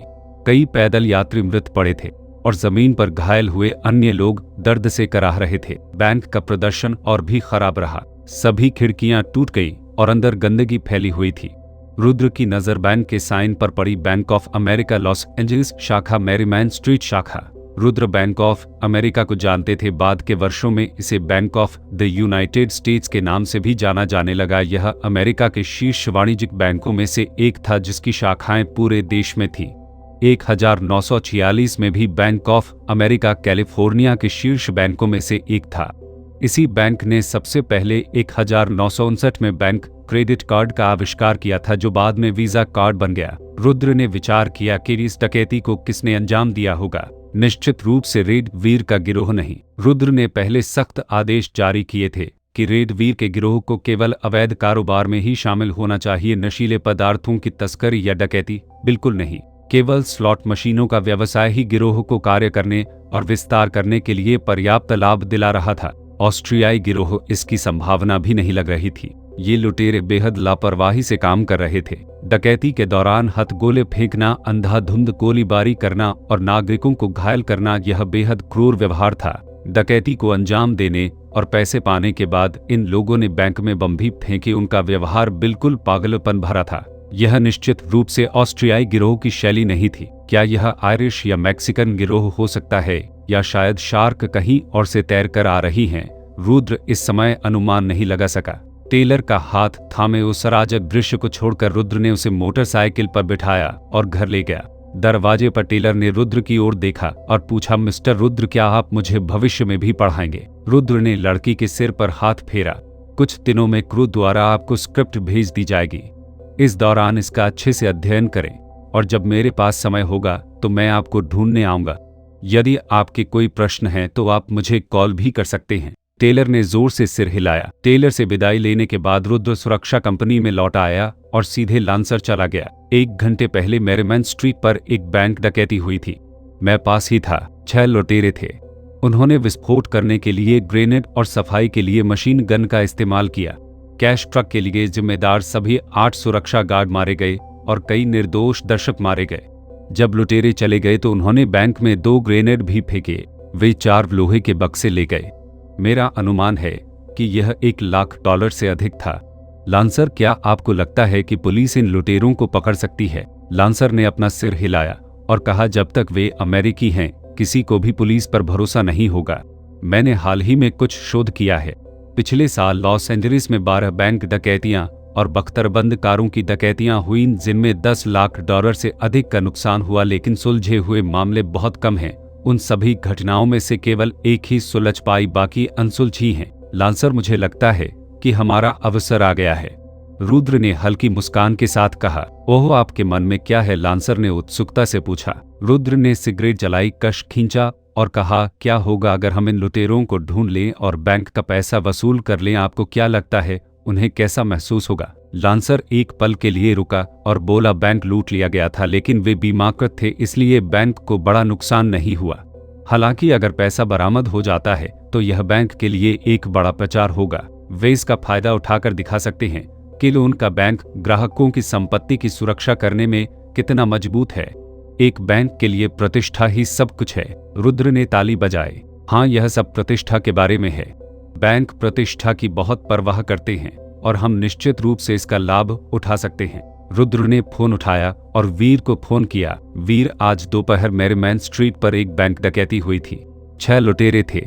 यह पता लगाने के लिए हमारे सभी संसाधन जुटाएं कि ये लुटेरे कहाँ छिपे हुए हैं। रुद्र ने कहा। ठीक है बॉस। वीर के साथ घूमने के बाद रुद्र ने ऑस्ट्रियाई गिरोह के मुखिया फ्रेड को बुलाया और उसे डकैती के बारे में जानकारी दी। फ्रेड ने अपनी भौहें सिकोड़ ली क्योंकि मेरीमैन स्ट्रीट को ऑस्ट्रियाई गिरोह का क्षेत्र माना जाता था। रुद्र ने कहा, फ्रेड, मुझे उम्मीद है कि ऑस्ट्रियाई गिरोह इन लुटेरों का सुराग ढूंढने में हमारी मदद कर सकता है। तुम क्या योजना बना रहे हो? रुद्र, मैं उन लुटेरों का उपयोग व्यवसाय बनाने के लिए करना चाहता हूँ। उन्होंने जो पैसा चुराया था उसे वापस पाओगे, नहीं बैंक को पैसे वापस दिलाने में मदद करें। फ्रेड के साथ घूमने के बाद रुद्र ने लांसर की ओर रुख किया। सुराग ढूंढने के लिए सुरक्षा कंपनी के सभी कर्मियों को तैनात करें। देखें कि क्या वे कुछ भी उजागर कर सकते हैं। ठीक है, मैं तुरंत इस पर काम करूंगा, लांसर ने उत्तर दिया। कुछ फोन कॉलों के साथ लॉस एंजलिस की भूमिगत सेनाएं सक्रिय हो गईं। सभी उत्सुकता से इन लुटेरों के ठिकाने की तलाश कर रहे थे। अगले दिन लॉस एंजलिस के सभी बड़े और छोटे अखबारों में बैंक डकैती के बारे में सुर्खियां थीं। नाश्ता करते समय रुद्र ने उन्हें पलटा। लॉस एंजलिस टाइम्स, कल मेरीमैन स्ट्रीट पर एक बेहद क्रूर बैंक डकैती हुई। Bank of America Los Angeles शाखा का कैश ट्रक मेरीमैन स्ट्रीट शाखा में पैसे इकट्ठा कर रहा था। लुटेरों के एक समूह ने ग्रेनेड और मशीन गनों का उपयोग करके 8 सुरक्षा गार्डों की हत्या कर दी और $1,28,000 नकद चुरा लिए। डकैती के दौरान लुटेरों ने हथगोले और मशीन गनों का इस्तेमाल किया। 3 निर्दोष दर्शक मारे गए और 5 घायल हो गए। जाने से पहले लुटेरों ने बैंक में 2 हथगोले फेंके, जिससे 2 लोगों की मौके पर ही मौत हो गई और 11 घायल हो गए। यह एक अत्यंत जघन्य डकैती थी। लुटेरों ने कोई मानवता नहीं दिखाई। उन्होंने अंधाधुंध गोलीबारी की और निर्दोष लोगों की हत्या कर दी। कुल मिलाकर 13 लोग मारे गए और 16 घायल हो गए। हम इस तरह के कार्यों की कड़ी निंदा करते हैं और लॉस एंजलिस पुलिस विभाग से इस मामले को जल्दी सुलझाने का आग्रह करते हैं। अखबार के साथ घटनास्थल की तस्वीरें थी। बैंक के टुकड़े टुकड़े हो गए थे। और कई लोग खून से लथपथ बाहर आ रहे थे। एक अन्य लेख में डकैती प्रक्रिया का वर्णन किया गया है, जिसका निष्कर्ष यह है, हर साल लॉस एंजलिस में दर्जनों बैंक डकैतियां होती हैं, जिससे बैंकों और जनता को काफी नुकसान होता है। कुछ लोग लॉस एंजलिस को डकैतियों का शहर और अपराध का शहर भी कहते हैं। लॉस एंजलिस पुलिस विभाग ने कुछ नहीं किया है, जनता को हर दिन डर में जीने के लिए छोड़ दिया है। अमेरिका का दूसरा सबसे बड़ा शहर हॉलीवुड का घर, यह शहर ऐसे सुरक्षा मुद्दों के साथ कैसे विकसित हो सकता है? करदाताओं का पैसा कहाँ जा रहा है? एक दर्जन से अधिक अखबारों ने न केवल डकैती की घटनाओं को कवर किया, बल्कि सरकार की निष्क्रियता और पुलिस की अक्षमता की भी आलोचना की। सिटी हॉल मेयर ने पुलिस प्रमुख एड को बुलाया और उनकी कड़ी आलोचना की और जोर देकर कहा कि उन्हें मामले को जल्दी से सुलझाना चाहिए। एड ने फटकार के जवाब में अपना सिर झुका लिया। बैंक ऑफ अमेरिका के अधिकारियों ने मुझे फोन किया और कहा कि लॉस एंजलिस में 5 साल में यह उनके बैंक की चौथी डकैती है, जिससे बैंक की प्रतिष्ठा पर काफी असर पड़ा है। सरकार को स्पष्टीकरण देना होगा। एड, मुझे परवाह नहीं है कि आप कौन से तरीकों का उपयोग करते हैं। उन कमीनों को पकड़ो, भले ही यह सिर्फ उनके शरीर हों। मैं परिणाम देखना चाहता हूं। पुलिस स्टेशन में वापस आकर एड ने अपने अधीनस्थों पर अपनी निराशा व्यक्त की, उन्हें कोसा और उन्हें बाहर जाकर दोषियों को ढूंढने का आदेश दिया। एक बार जब उसके अधीनस्थ चले गए तो एड अपनी कुर्सी पर बैठ गया और आह भरी। वास्तव में वह अच्छी तरह से जानता था कि उन लुटेरों को पकड़ने की संभावना कम थी। यहाँ तक कि पिछले मामलों में भी जो सुलझाए गए थे, संयोग का एक महत्वपूर्ण तत्व था, जैसे लूट के बंटवारे पर आंतरिक विवाद। कभी भी उसके अयोग्य अधीनस्थों को सुराग नहीं मिला। वह उनकी क्षमताओं को भी अच्छी तरह से जानता था। बस रुको, कुछ दिनों में गति पूरी होने की प्रतीक्षा करें। लोग धीरे धीरे भूल जाएंगे और यह सब खत्म हो जाएगा। लेकिन अप्रत्याशित रूप से अगले दिन के अखबार ने एक और विस्फोटक खबर छापी। बैंक ऑफ अमेरिका ने डकैती पर गुस्सा व्यक्त किया और लुटेरों को पकड़ने के लिए $20,000 का इनाम देने की पेशकश की। कई अखबारों ने तुरंत इस खबर को उठाया। मेयर ने एक बार फिर पुलिस प्रमुख एड को तलब किया और फटकार लगाते हुए मामले को सुलझाने के लिए आधे महीने का अल्टीमेटम दिया। यदि वह असफल हो गया तो वह नौकरी से बाहर हो जाएगा। एड ने किसी भी सुराग के बारे में पूछताछ करने के लिए कई उप प्रमुखों को बुलाया। उन सभी ने कोई प्रगति नहीं बताई। एड ने उनकी ओर इशारा किया और चिल्लाया, अगर हमने 15 दिनों के भीतर इस मामले को नहीं सुलझाया तो मैं इस्तीफा दे दूंगा। लेकिन चिंता मत करो, मेरे जाने से पहले मैं आप सभी को नौकरी से निकाल दूंगा।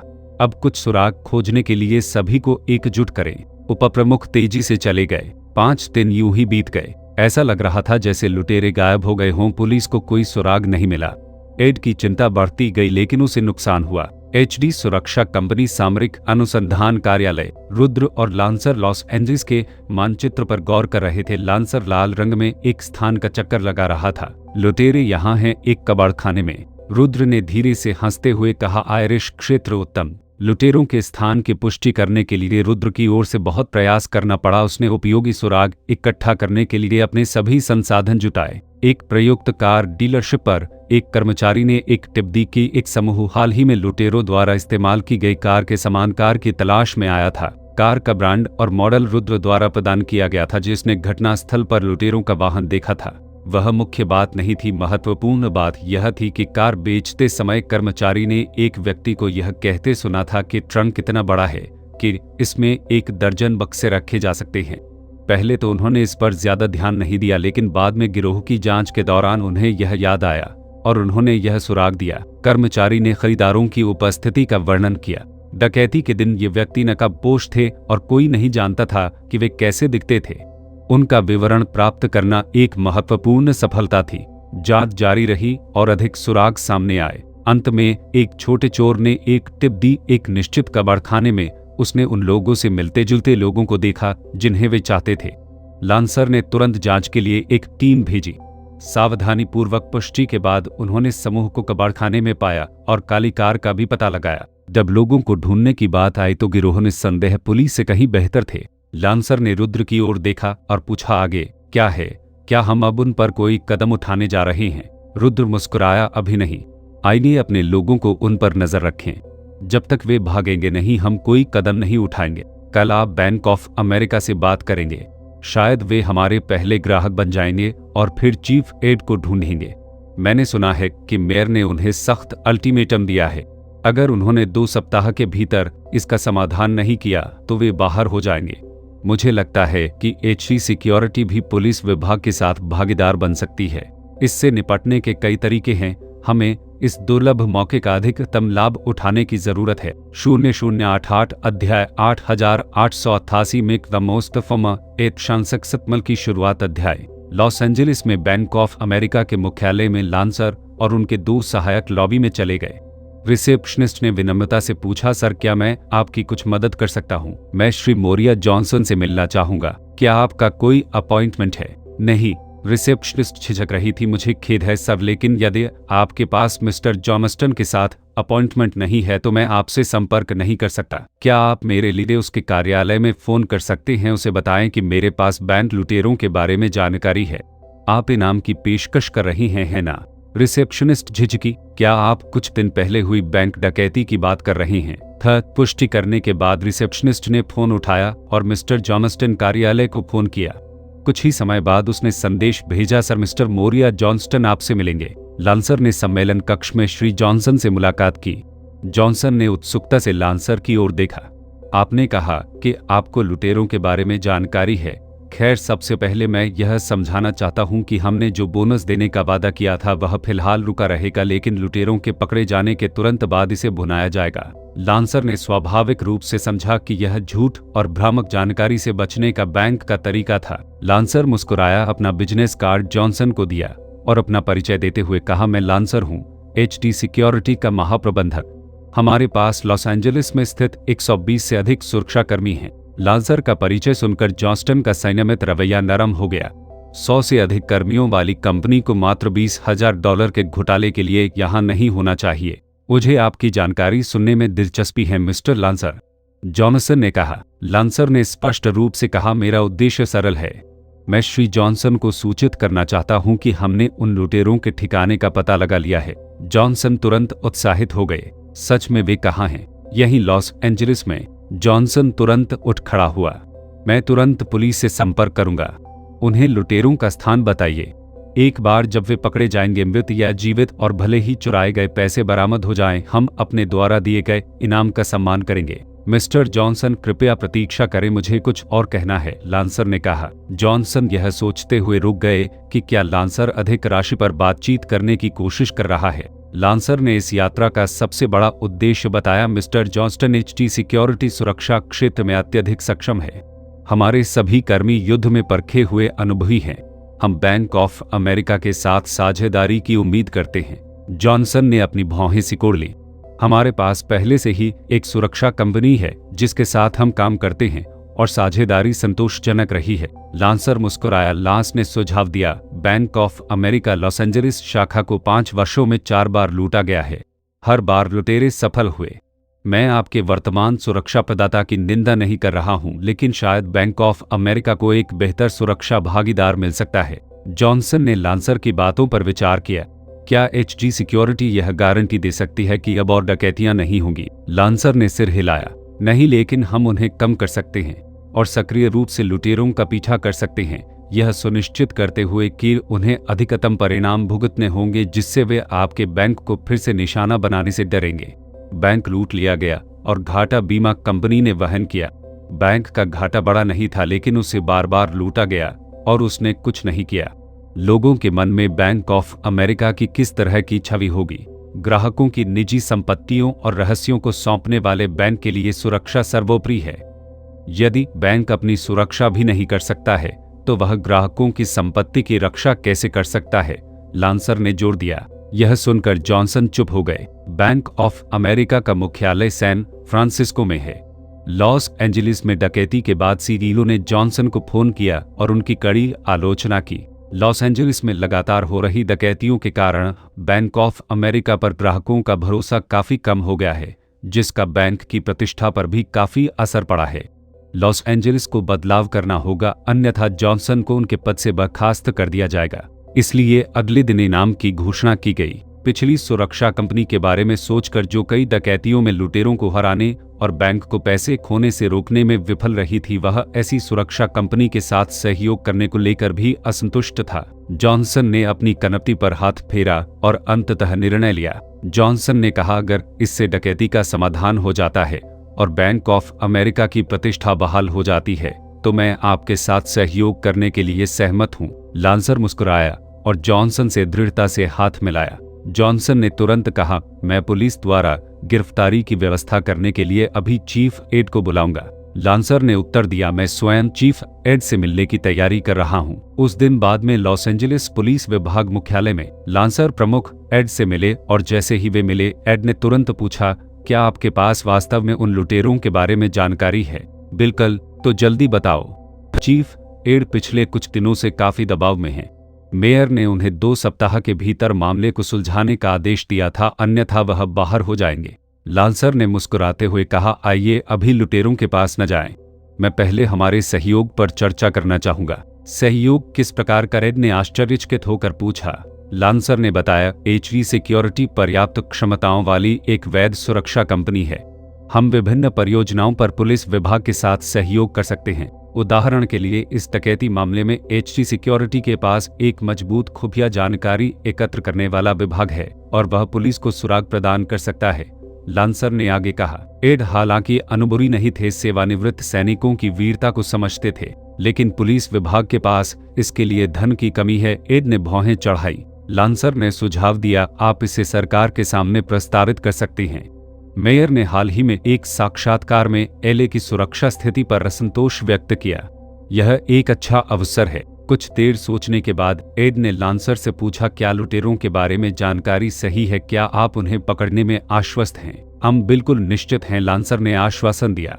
एड ने निर्णय लिया, ठीक है, मैं मेयर से परामर्श करूंगा। यदि वह सहमत हैं तो पुलिस विभाग आपकी सुरक्षा कंपनी के साथ सहयोग करने को तैयार है। मेयर के साथ एड का संचार सुचारू रूप से चला। मेयर को बैंक ऑफ अमेरिका और जनता की राय के दबाव का सामना करना पड़ा। जब एड ने उल्लेख किया कि एक सुरक्षा कंपनी ने लुटेरों का पता लगा लिया है और सहयोग करना चाहती है, तो मेयर तुरंत सहमत हो गए। यह सब पैसा खर्च करने के बारे में था, चाहे पुलिस पर या सुरक्षा कंपनी पर। तत्काल समस्या का समाधान सर्वोपरि था। जैसे जैसे लांसर, बैंक ऑफ अमेरिका और पुलिस के बीच बातचीत आगे बढ़ी, रुद्र निष्क्रिय नहीं रहे। वह एमजीएम के बॉस मेयर से दोबारा मिले। रुद्र ने कहा, मैं एमजीएम से एक वृत्तचित्र निर्देशक उधार लेना चाहता हूं, विशेषकर युद्ध क्षेत्रों में अनुभव रखने वाला। मेयर हैरान था, आपको अचानक डॉक्यूमेंट्री बनाने में दिलचस्पी क्यों हो गई? रुद्र ने कुछ भी नहीं छुपाया, आपको कुछ दिन पहले हुई बैंक ऑफ अमेरिका डकैती के बारे में पता होना चाहिए, है ना? बेशक, एले में यह सब खबर थी। और कुछ दिन पहले एक पार्टी में मैं मेयर रॉस से मिला था। उन्होंने मुझे बताया कि वह किस दबाव में हैं और उम्मीद करते हैं कि यह मामला आसानी से सुलझ जाएगा, अन्यथा उनके विरोधी अगले साल के चुनाव में उनके खिलाफ इसका इस्तेमाल करेंगे। रुद्र ने कहा, मेरी एचडी सिक्योरिटी नाम की एक सुरक्षा कंपनी है। मेयर ने तुरंत बिंदुओं को नहीं जोड़ा। क्या इसका संबंध उस बात से है जिसके बारे में हम अभी बात कर रहे थे? रुद्र ने बताया, घटना के बाद मैंने अपनी सुरक्षा कंपनी से लुटेरों की जांच कराई और हमने वास्तव में उन्हें ढूंढ लिया। मेयर को आश्चर्य हुआ, लेकिन सिगेल के सहायक के रूप में रुद्र की पृष्ठभूमि को देखते हुए वह समझ गया।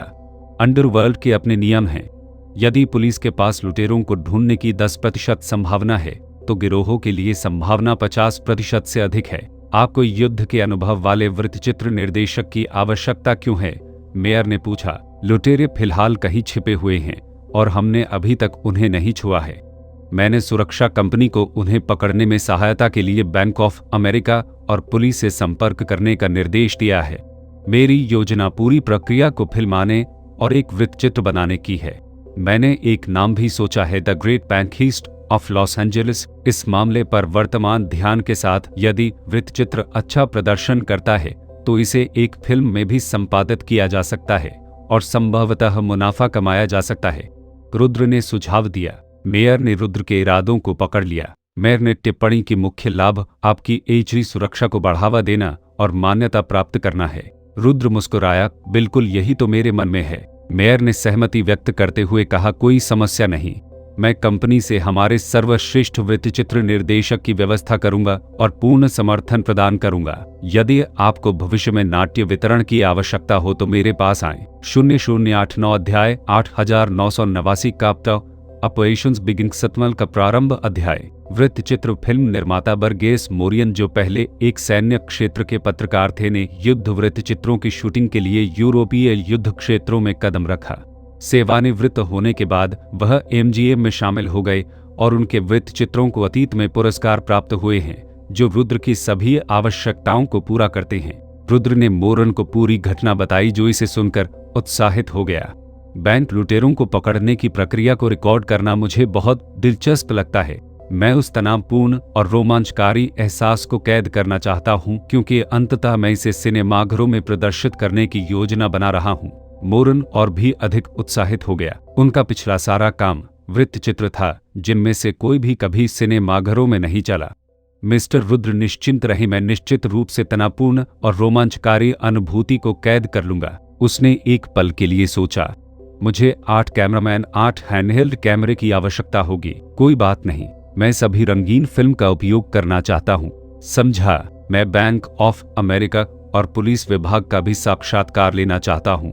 रुद्र हंसा। चिंता मत करो, तुम्हारे लिए वह सब पहले से ही व्यवस्थित किया जा चुका है। Bank of America Los Angeles शाखा मुख्यालय कॉन्फ्रेंस रूम में एक मीटिंग चल रही थी। राष्ट्रपति मोरिया जॉनस्टन बैंक डकैती से क्रोधित थे और उन्होंने लुटेरों को पकड़ने वाले सुराग के लिए $20,000 का इनाम देने का फैसला किया। हमारे बैंक ऑफ अमेरिका का उद्देश्य अपने ग्राहकों की संपत्ति की अधिकतम सीमा तक रक्षा करना है। हम अपने ग्राहकों की संपत्ति को कोई नुकसान बर्दाश्त नहीं करेंगे। इस मामले की पूरी तरह से जांच की जानी चाहिए। शूटिंग खत्म हुई। एचई स्टूडियोज के अंतरिम महाप्रबंधक एडवर्ड ने मुस्कुराते हुए राष्ट्रपति कार्यालय में प्रवेश किया। प्रेसिडेंट जॉनसन, हमारे बॉस ने एमजीएम के साथ व्यवस्था की है। इस फिल्म को एक वृत्तचित्र के रूप में बनाया जाएगा, अमेरिका भर के प्रमुख सिनेमाघरों में प्रदर्शित किया जाएगा और ऑस्कर में विचार के लिए प्रस्तुत किया जाएगा। एडवर्ड मूल रूप से एचडी एजेंसी में मैनेजर थे, लेकिन एचडी स्टूडियोज एक खाली जगह थी। रुद्र ने पहले बस अपना नाम इस्तेमाल किया था।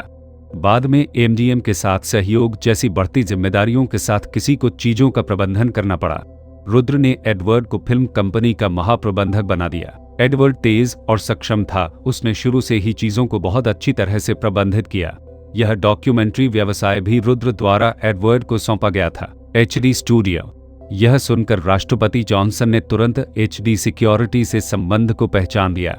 अमेरिका भर के प्रमुख थिएटरों में प्रदर्शन और ऑस्कर वृत्तचित्र प्रतियोगिता में प्रवेश करने से वास्तव में बैंक ऑफ अमेरिका पर जबरदस्त प्रचार प्रभाव पड़ेगा। लेकिन उनके आखिरी वाक्य का क्या मतलब था? फ्रंटल शॉट्स, तो इसका मतलब है कि रिवर्स शॉट भी हैं। यह एक खुली धमकी थी।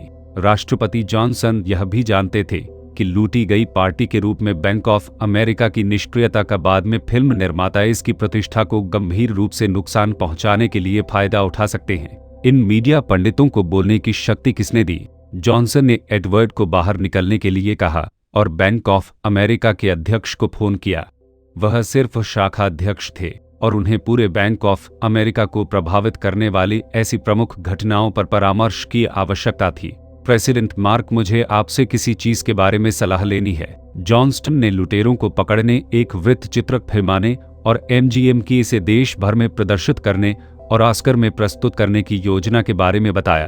अंत में उन्होंने पूछा, फिल्म कंपनी पूछ रही है कि बैंक ऑफ अमेरिका डॉक्यूमेंट्री में कितने सकारात्मक शॉट्स रखने को तैयार है। यह सुनकर प्रेसिडेंट मार्क फिल्म कंपनी के इरादे समझ गए। बेशक जितने अधिक सकारात्मक शॉट्स होंगे उतना बेहतर होगा और वे सभी सकारात्मक शॉट्स होने चाहिए।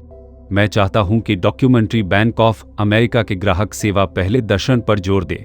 डॉक्यूमेंट्री में बैंक ऑफ अमेरिका के बारे में कोई भी नकारात्मक खबर बिल्कुल नहीं हो सकती।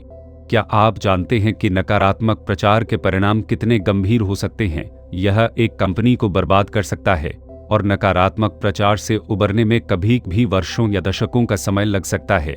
नकारात्मक समाचार प्रबंधन से हमारे स्टॉक की कीमतें गिर सकती हैं और हमारे शेयर धारक हमें माफ नहीं करेंगे। प्रेसिडेंट मार्क, मैं उस फिल्म कंपनी की ओर से धमकी भरे लहजे को महसूस कर सकता हूँ। वे निश्चित रूप से पैसा चाहते हैं, जॉनसन ने कहा। बेशक मैं इसे समझ सकता हूँ। वास्तव में यह एक अच्छी बात है। कम से कम वे बातचीत करने को तैयार है। यदि वृत्तचित्र हमें सकारात्मक रूप से बढ़ावा देता है तो यह हमारी कंपनी के लिए बेहद फायदेमंद होगा।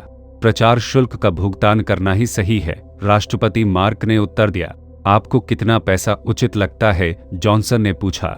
वास्तव में जॉनसन को लंबे समय से पता था कि इस कॉल का परिणाम क्या होगा। वह मूर्ख नहीं थे और राष्ट्रपति तो और भी अधिक चतुर थे। हालांकि उसे फोन करना पड़ा क्योंकि यह धनराशि शायद पर्याप्त थी। ऐसी कोई चीज नहीं जिसका निपटान 30 या 50 हजार में किया जा सके। एक शाखा प्रबंधक के रूप में वह निर्णय नहीं ले सके। क्या उन्होंने एक विशिष्ट राशि का प्रस्ताव दिया? राष्ट्रपति मार्क ने पूछा। नहीं। फोन के दूसरे छोर पर एक विराम था। जॉनस्टन दूसरे पक्ष को प्रचार शुल्क के लिए अपनी लॉस एंजल्स शाखा से 1 लाख आवंटित करें। जॉनसन ने मन ही मन सोचा कि राष्ट्रपति वास्तव में 1 लाख के प्रति उदार थे। एक समय में प्रचार शुल्क में इतना अधिक आवंटन करना वास्तव में उनकी क्षमता से परे है, लेकिन उन्हें उम्मीद नहीं थी कि यह अभी खत्म नहीं हुआ है। राष्ट्रपति मार्क ने आगे कहा, मैं मुख्यालय से दूसरे पक्ष को 1 लाख और आवंटित करूंगा। आगे कुल मिलाकर 2 लाख का योगदान करें। जॉनसन आश्चर्यचकित था। क्या 2 लाख कुछ ज्यादा नहीं है? जॉनसन ने पूछा। जब तक दूसरी पार्टी बैंक ऑफ अमेरिका को पूरी तरह से सकारात्मक रूप से बढ़ावा देती है और इसे अमेरिका भर के प्रमुख थिएटरों में प्रदर्शित करती है, तब तक हमारा निवेश सार्थक रहेगा, राष्ट्रपति मार्क ने कहा। समझ गया राष्ट्रपति जी, मैं इसका ध्यान रखूंगा। 2 लाख, यह आंकड़ा सुनकर एडवर्ड रोमांचित हो गया। एक डॉक्यूमेंट्री जिसका फिल्मांकन अभी तक शुरू भी नहीं हुआ था, उसने पहले ही विज्ञापन शुल्क के रूप में 2 लाख कमा लिए थे। उन्होंने कुछ फिल्मों के लिए MGM से 1 निर्देशक और 8 कैमरामैन उधार लिए जिनकी कुल राशि $20,000 से कम थी, लेकिन अब वे पहले ही 10 गुना लाभ कमा चुके थे। जॉनसन ने एडवर्ड की ओर देखा और गंभीरता से कहा, mister Edward, bank of America इस विशाल विज्ञापन शुल्क में निवेश करने को तैयार है, लेकिन हमें अपने हितों की रक्षा करने की भी आवश्यकता है। फिल्म को जितना संभव हो सके हमारे दर्शन पर जोर देना चाहिए। हमारे बारे में कोई नकारात्मक रिपोर्ट नहीं होनी चाहिए। एडवर्ड मुस्कुराया, चिंता मत करो। फिल्म के निर्माण के बाद मैं पूर्वावलोकन देखने के लिए कुछ लोगों को इकट्ठा करूंगा। सभी के संतुष्ट होने के बाद ही हम इसे आधिकारिक तौर पर रिलीज करेंगे। अंततः एडवर्ड की बातें सुनकर जॉनसन को राहत महसूस हुई। एडवर्ड 1 लाख का चेक लेकर चला गया। शेष 1 लाख के लिए जॉनस्टन ने कहा कि इसका भुगतान देखने के बाद किया जाएगा, जिसे एडवर्ड ने उचित पाया। इस 1 लाख से उसने पहले ही बहुत बड़ा मुनाफा कमा लिया था। लॉस एंजलिस पुलिस विभाग चीफ एड ने कैमरे का सामना किया और पूरे डकैती मामले का परिचय दिया, जिसका अंत लुटेरों को पकड़ने और नागरिकों की सुरक्षा की भावुक घोषणा के साथ हुआ। HE सुरक्षा कंपनी मुख्यालय प्लाजा में एक टीम खड़ी थी। काली सामरिक वर्दी, steel plated bullet proof jacket, helmet, उनकी कमर में पिस्तौल, हथगोले, फ्लैशलाइट और उनकी जेबों में पत्रिकाएं। कुछ के पास सबमशीन बंदूकें थीं, कुछ के पास स्नाइपर राइफलें थीं। उनके चेहरे मुखौटे से ढके हुए थे जिससे केवल तेज आंखें दिखाई दे रही थी। यह पोशाक भविष्य की विशेष सेनाओं से काफी मिलती जुलती थी। काली सामरिक वर्दी और उपकरण विशेष रूप से रुद्र द्वारा डिजाइन किए गए थे। जब उन्होंने सुरक्षा कंपनी की स्थापना की थी, उन्हें पहले कभी नहीं देखा गया था, लेकिन रुद्र ने उन्हें समय से पहले ही मिलवा दिया था। किसी भी अन्य चीज के अलावा वे बहुत अच्छे लग रहे थे। प्रत्येक टीम वायरलेस वॉकी टॉकी के एक सेट से सुसज्जित थी जो कुछ हद तक भविष्य में मोबाइल फोन के समान थी। हालांकि संचार सीमा केवल 15 मील थी, इसे उस युग के लिए अत्याधुनिक तकनीक माना जाता था और एक छोटे से क्षेत्र के भीतर संचालन को नियंत्रित करने में महत्वपूर्ण भूमिका निभाई। वहां खड़ी टीम को तुरंत एक मजबूत और दुर्जेय एहसास हुआ। वे बहुत प्रोफेशनल लग रहे थे। डायरेक्टर मोरन भी पहली बार ऐसी टीम देख रहे थे और काफी प्रभावित हुए। उन्होंने विभिन्न कोणों से दृश्य को कैद करने के लिए कई कैमरों का आदेश दिया और उनके सबसे शक्तिशाली पक्ष को चित्रित करने का प्रयास किया। रणनीतिक अनुसंधान कक्ष के अंदर लांसर का साक्षात्कार लिया जा रहा था। HE सिक्योरिटी में सभी कर्मी पूर्व सैनिक हैं जिन्होंने यूरोपीय और एशियाई युद्ध क्षेत्रों में बहादुरी से लड़ाई लड़ी है। युद्ध में सभी नायक हैं जिन्होंने वैश्विक सुरक्षा और विश्व शांति में महत्वपूर्ण योगदान दिया है। सुरक्षा कंपनी में शामिल होने के बाद उन्होंने अधिक औपचारिक सुरक्षा प्रशिक्षण प्राप्त किया और सुरक्षाकर्मी बन गए और जनता की सुरक्षा करना जारी रखा। हमने पहले ही लॉस एंजलिस पुलिस विभाग के साथ संपर्क स्थापित कर लिया है और दोनों पक्षों ने एक साथ कब्जा अभियान चलाने के अपने इरादे व्यक्त किए हैं। मेरा मानना है कि HD सिक्योरिटी लॉस एंजलिस के नागरिकों की सुरक्षा के लिए भी एक ताकत बनेगी। हमने स्पष्ट रूप से जांच की है कि कुल 6 लुटेरे थे। छिपे हुए अन्य कर्मी भी हो सकते हैं, लेकिन वे 10 से अधिक नहीं होने चाहिए। एक टीम को उन्हें खत्म करने में सक्षम होना चाहिए, लेकिन जनता की सुरक्षा के लिए हम यह सुनिश्चित करने के लिए 6 टीमों को तैनात करने की तैयारी कर रहे हैं कि सब कुछ सुचारू रूप से चले। 60 सुरक्षाकर्मी अपने वाहनों में चढ़ गए। कमांडर के रूप में लांसर कमांड वाहन में बैठे थे, जो 6 लड़ाकू टीमों के साथ संचार के लिए एक रेडियो से सुसज्जित था। कई कैमरामैनों ने अलग अलग इकाइयों का अनुसरण किया, लगातार फिल्मांकन किया, विशेष रूप से कमांड वाहन पर ध्यान केंद्रित किया। वहीं पुलिस विभाग ने भी एक टीम तैनात की। कुल 20 लोग पुलिस और एचडी सिक्योरिटी स्क्रैप संग्रहण स्टेशन से लगभग 3 किलोमीटर दूर इकट्ठे हुए उतरने के बाद एक साथ खड़े थे। पुलिस कुछ हद तक ढीली दिख रही थी, केवल पिस्तौल और कुछ लंबी बंदूकों से लैस थी। अपने बगल में सुरक्षा कंपनी की टीमों को देखते हुए उन्होंने अंदर से बाहर तक एक उग्र और संभ्रांत हवा निकाली। स्पष्ट अंतर था। चीफ एड ने लांसर से हाथ मिलाया। कैमरे का सामना करते हुए एड ने कहा, वे बैंक लुटेरे अमानवीय डाकुओं का एक समूह हैं। पुलिस विभाग में मारक क्षमता की कुछ कमी है, इसलिए हमने जानबूझकर इस कैप्चर ऑपरेशन के लिए एचई सिक्योरिटी के साथ सहयोग शुरू किया है, जहां एचई सिक्योरिटी नेतृत्व करेगी और हम सहायता करेंगे। एड लांसर की ओर मुड़ा और पूछा, क्या आप आश्वस्त हैं कि वे लुटेरे अभी भी स्क्रैप संग्रहण स्टेशन के अंदर हैं? हाँ, हमारे खुफिया अधिकारी नजर रख रहे हैं, लांसर ने उत्तर दिया। तो क्या अब हम ऑपरेशन शुरू करें? संचालन। उस आदेश के साथ एचडी सुरक्षाकर्मी फिर से अपने वाहनों में सवार हुए और एक विशाल समूह में स्क्रैप संग्रहण स्टेशन की ओर चले गए। काफिला स्क्रैप कलेक्शन स्टेशन से 500 मीटर दूर रुका। कार्रवाई दल अलग अलग दिशाओं से उतरे और आगे बढ़े। कैमरामैनों ने टीमों का बारीकी से अनुसरण किया। पीछे की ओर पुलिस थी। इस बीच एक अन्य लग्जरी कार में कई वीआईपी अंदर बैठे, जिनमें एमजीएम के बॉस मेयर लॉस एंजलिस के मेयर, बैंक ऑफ अमेरिका की लॉस एंजलिस शाखा के रॉस प्रेसिडेंट जॉन्स्टन और एचटी सिक्योरिटी के बॉस रुद्र शामिल थे। यह पहली बार था जब रुद्र मेयर रॉस और राष्ट्रपति जॉनसन से मिले। उन्होंने एमजीएम के बॉस मेयर से उन्हें एक अच्छा शो देखने के लिए यहां आमंत्रित करने में मदद करने के लिए कहा था। इससे भी महत्वपूर्ण बात संबंध स्थापित करना। अब वह इन लोगों के साथ समान व्यवहार करने के योग्य था। मेयर रॉस ने कहा, मिस्टर रुद्र, मैं इतनी शक्तिशाली सुरक्षा टीम बनाने की आपकी क्षमता की बहुत प्रशंसा करता हूं।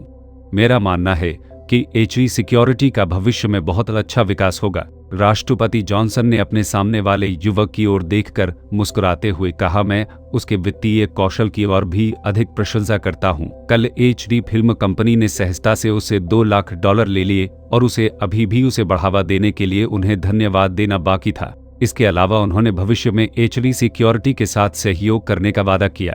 मेयर ने आतंकवाद विरोधी अभिजात वर्ग को स्क्रैप रिसाइकलिंग स्टेशन में भागते हुए देखा और रुद्र की ओर मुड़कर कहा, रुद्र, मुझे अचानक उन लुटेरों के लिए खेद महसूस हो रहा है क्योंकि उन्होंने आपका सामना किया है। 0090 अध्याय 9090 पब्लिसिटी ऑन द हाइपेक्समल की शुरुआत। अध्याय स्क्रैप रिसाइकलिंग स्टेशन काफी बड़ा था, जिसमें कई एकड़ जमीन थी। यार्ड में विभिन्न मलबे के ढेर थे, स्क्रैप कारों और पुरानी मशीनरी के पहाड़। स्निपर्स ने लाभप्रद स्थिति की खोज की। 5 हमलावर टीमें अंदर की ओर बढ़ी। उनके पीछे एक फोटोग्राफर था, जबकि पुलिस अधिकारी पीछे पीछे चल रहे थे। बैंग बैंग बैंग, एक स्थान से अचानक गोलीबारी होने लगी। टीमों में से एक को एक उभरते हुए डाकू का सामना करना पड़ा, जो सुरक्षा टीम को देखकर तुरंत अपनी बंदूक तक पहुंच गया। हालांकि इन आक्रमण टीम के लिए उनका कोई मुकाबला नहीं था।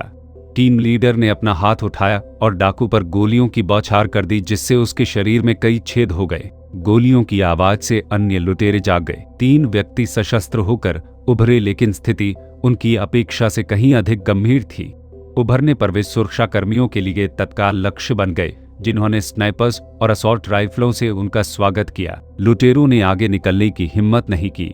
एक बंदूक की बैरल खिड़की से बाहर निकली हुई थी और एक भारी मशीन गन से भी बाहर की ओर बेतहाशा गोलीबारी हो रही थी। टकराना टकराना टकराना, भीषण गोलीबारी जारी रही। धन ऋषि को एक गैप मिला और एक स्नाइपर गोली खिड़की में घुस गई, जो मशीन गनर के सिर पर सटीक रूप से लगी, जिससे भारी मशीन गन शांत हो गई। लेकिन कुछ ही सेकंड के भीतर एक अन्य लुटेरे ने मशीन गन छीन ली और बाहर की ओर गोलीबारी शुरू कर दी।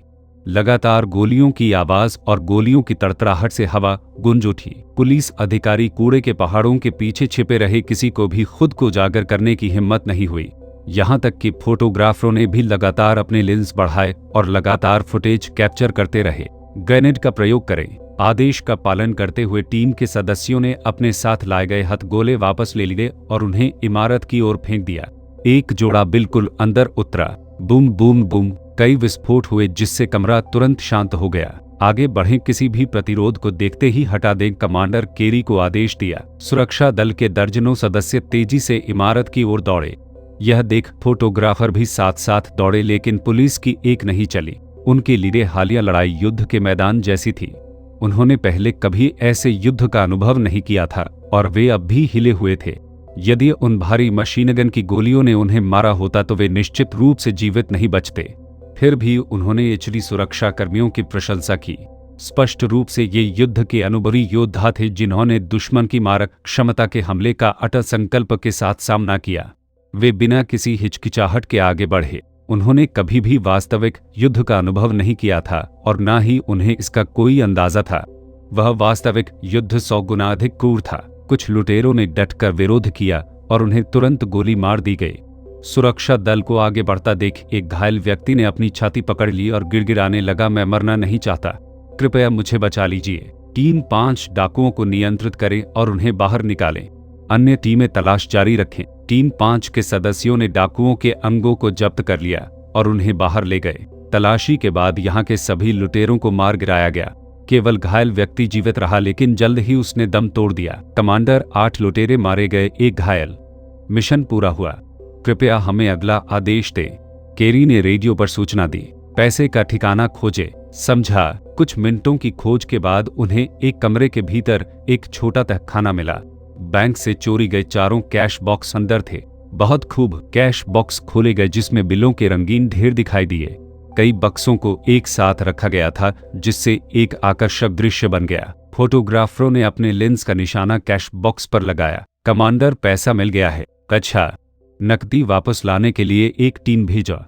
अन्य टीमें आसपास किसी अन्य संदिग्ध व्यक्ति की तलाश करें, लांसर ने आदेश दिया। कॉपी करें। एक टीम पैसे ले गई, जबकि बाकी टीमों ने अपनी खोज जारी रखी। जैसे ही टीम नकदी बक्सों के साथ बाहर निकली, पत्रकार प्रवेश द्वार पर इकट्ठा हो गए और उन्मत्त होकर तस्वीरें खींच रहे थे। दरअसल इन पत्रकारों को रुद्र ने मुखबिरी की थी। इस घटना को लेकर जितनी अधिक गर्माहट होगी एचडी के प्रचार के लिए, उतना ही बेहतर होगा। प्रारंभ में पत्रकारों ने केवल तीव्र गोलीबारी और विस्फोटों की आवाज सुनी। बाद में जब खून से लथपथ एक लुटेरे को बाहर निकाला गया, आखिरकार पत्रकारों को तस्वीरें लेने का मौका मिल ही गया। इसके तुरंत बाद सुरक्षा कर्मियों ने ऑपरेशन के सफल समापन का संकेत देते हुए नकदी बक्से को बाहर निकाला। जब लांसर कमांड वाहन से नीचे उतरे तो उन्हें तुरंत पत्रकारों ने घेर लिया। प्रत्येक ने सवाल पूछने के लिए माइक्रोफोन पकड़ रखा था। क्या बैंक का सारा चुराया हुआ पैसा वापस मिल गया? लुटेरों का क्या हुआ? क्या केवल एक ही जीवित बचा है? एचडी सिक्योरिटी यह किस प्रकार की कंपनी है? क्या आप इसका परिचय हमें दे सकते हैं? लांसर ने इस परिदृश्य का अनुमान लगाया था और ऑपरेशन का विवरण देते हुए साक्षात्कारों को शांति से स्वीकार किया। अंत में उन्होंने उल्लेख किया, हमने पूरे ऑपरेशन का फिल्मांकन किया। जल्द ही आप इसे सिनेमाघरों में प्रलेखित देख सकते हैं। पत्रकार कायम रहे। मिस्टर लांसर, आपके सुरक्षा कर्मियों के उपकरण किसने डिजाइन किए हैं? यह बहुत प्रभावशाली दिखता है। इसे हमारी कंपनी के अध्यक्ष द्वारा डिजाइन किया गया था। आपकी कंपनी ने लॉस एंजल्स पुलिस विभाग के बजाय लुटेरों को क्यों पकड़ा? दूसरे पत्रकार से पूछा। वर्तमान में कुछ बाहरी लोग एलएपीडी के साथ एचडी सिक्योरिटी के सहयोग के बारे में जानते हैं। इसकी घोषणा करने का यह बिल्कुल सही समय था। एचडी सिक्योरिटी में हम लॉस एंजल्स पुलिस विभाग के साथ एक सहकारी समझौते पर पहुंचे हैं। हम एक पूरक बल के रूप में काम करते हैं जो अत्यधिक सशस्त्र और खतरनाक अपराधियों को पकड़ने में सहायता करते हैं। भविष्य में एचडी सिक्योरिटी लॉस एंजलिस के नागरिकों की सुरक्षा में भी योगदान देगी। पास की एक लग्जरी सेडान में कई अधिकारियों ने सब कुछ देखा। मेयर ने हंसते हुए कहा, आज का दिन काफी तमाशा था, न केवल तेजी से पकड़ने का ऑपरेशन बल्कि रुद्र द्वारा इस्तेमाल की गई प्रचार रणनीति भी। इस बैंक डकैती का फायदा उठाते हुए रुद्र ने एचडी सिक्योरिटी को एक स्टार कंपनी में बदल दिया। अब से एचडी सिक्योरिटी लॉस एंजलिस में शीर्ष सुरक्षा फर्मों में शुमार होगी। मेयर रॉस ने मुस्कुराते हुए कहा, जब तक यह लॉस एंजलिस के नागरिकों की सुरक्षा कर सकता है, मैं ऐसे उद्यम को विकसित होते देखना चाहता हूं। केवल राष्ट्रपति जॉनसन ने भौहें चढ़ाई और कहा, मुझे यकीन नहीं है कि हमें जश्न मनाना चाहिए या नहीं। शुरू से अंत तक बैंक ऑफ अमेरिका में हम पीड़ित थे। हमारी लॉबी नष्ट हो गई, हमारी प्रतिष्ठा धूमिल हो गई और हमें प्रचार के लिए एचडी फिल्म्स को $2 लाख का भुगतान भी करना पड़ा, जबकि लुटेरों को परिणाम भुगतने पड़े। हमें केवल नुकसान हुआ है। रुद्र ने जॉनसन की ओर देखा। और मुस्कुराते हुए कहा, मिस्टर जॉनस्टन, यह घटना सिर्फ HD सुरक्षा के लिए एक अवसर नहीं है, यह बैंक ऑफ अमेरिका के लिए भी एक अवसर है। जब डॉक्यूमेंट्री फिल्म आएगी तो मेरा मानना है कि आपको लगेगा कि $2 लाख बर्बाद नहीं हुए। यह प्रचार शुल्क निश्चित रूप से आपके द्वारा कहीं और निवेश किए गए से अधिक मिलेगा। मुझे ऐसी ही आशा है, जॉनसन ने कंधे उचकाए। अगले दिन पूरे लॉस एंजलिस के समाचार पत्र बैंक ऑफ अमेरिका डकैती की गुत्थी सुलझने और लुटेरों के मारे जाने की खबरों से भरे हुए थे। लॉस एंजल्स टाइम्स ने काली सामरिक वर्दी पहने कई HD सुरक्षा कर्मियों की एक तस्वीर प्रकाशित की है जो खून से लथपथ लुटेरों को मार गिरा रही है। उन्होंने जानबूझकर रंगीन तस्वीरों का इस्तेमाल किया।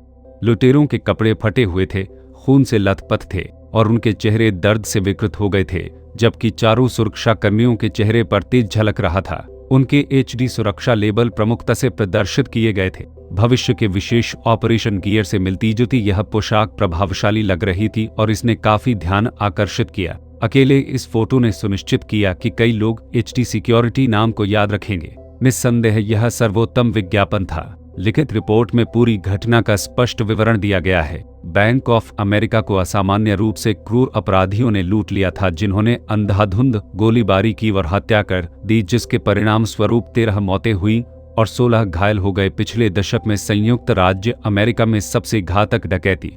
जनता की राय ने लुटेरों के कृत्य की निंदा की और बैंक ऑफ अमेरिका ने लुटेरों के ठिकाने के बारे में जानकारी देने वाले को $20,000 का इनाम देने की पेशकश की। लॉस एंजलिस HD सिक्योरिटी ने खुफिया कर्मियों को जुटाकर आखिरकार 5 दिन बाद स्क्रैप रिसाइकलिंग स्टेशन में छिपे लुटेरों का पता लगा लिया। कल HD सिक्योरिटी और लॉस एंजलिस पुलिस विभाग ने लुटेरों पर हमला करते हुए एक संयुक्त अभियान चलाया। लड़ाई तीव्र थी, जिसमें असॉल्ट राइफलें, भारी मशीन गन और हथगोले शामिल थे, जिसके परिणाम स्वरूप अंततः 8 लुटेरे मारे गए और एक गंभीर रूप से घायल हो गया। चोरी की सारी नकदी बरामद कर ली गई और घायल लुटेरे को अस्पताल में भर्ती कराया गया। गंभीर रूप से घायल लुटेरे ने अस्पताल में स्वीकार किया कि उन्होंने बैंक लूटने में सहयोग किया था।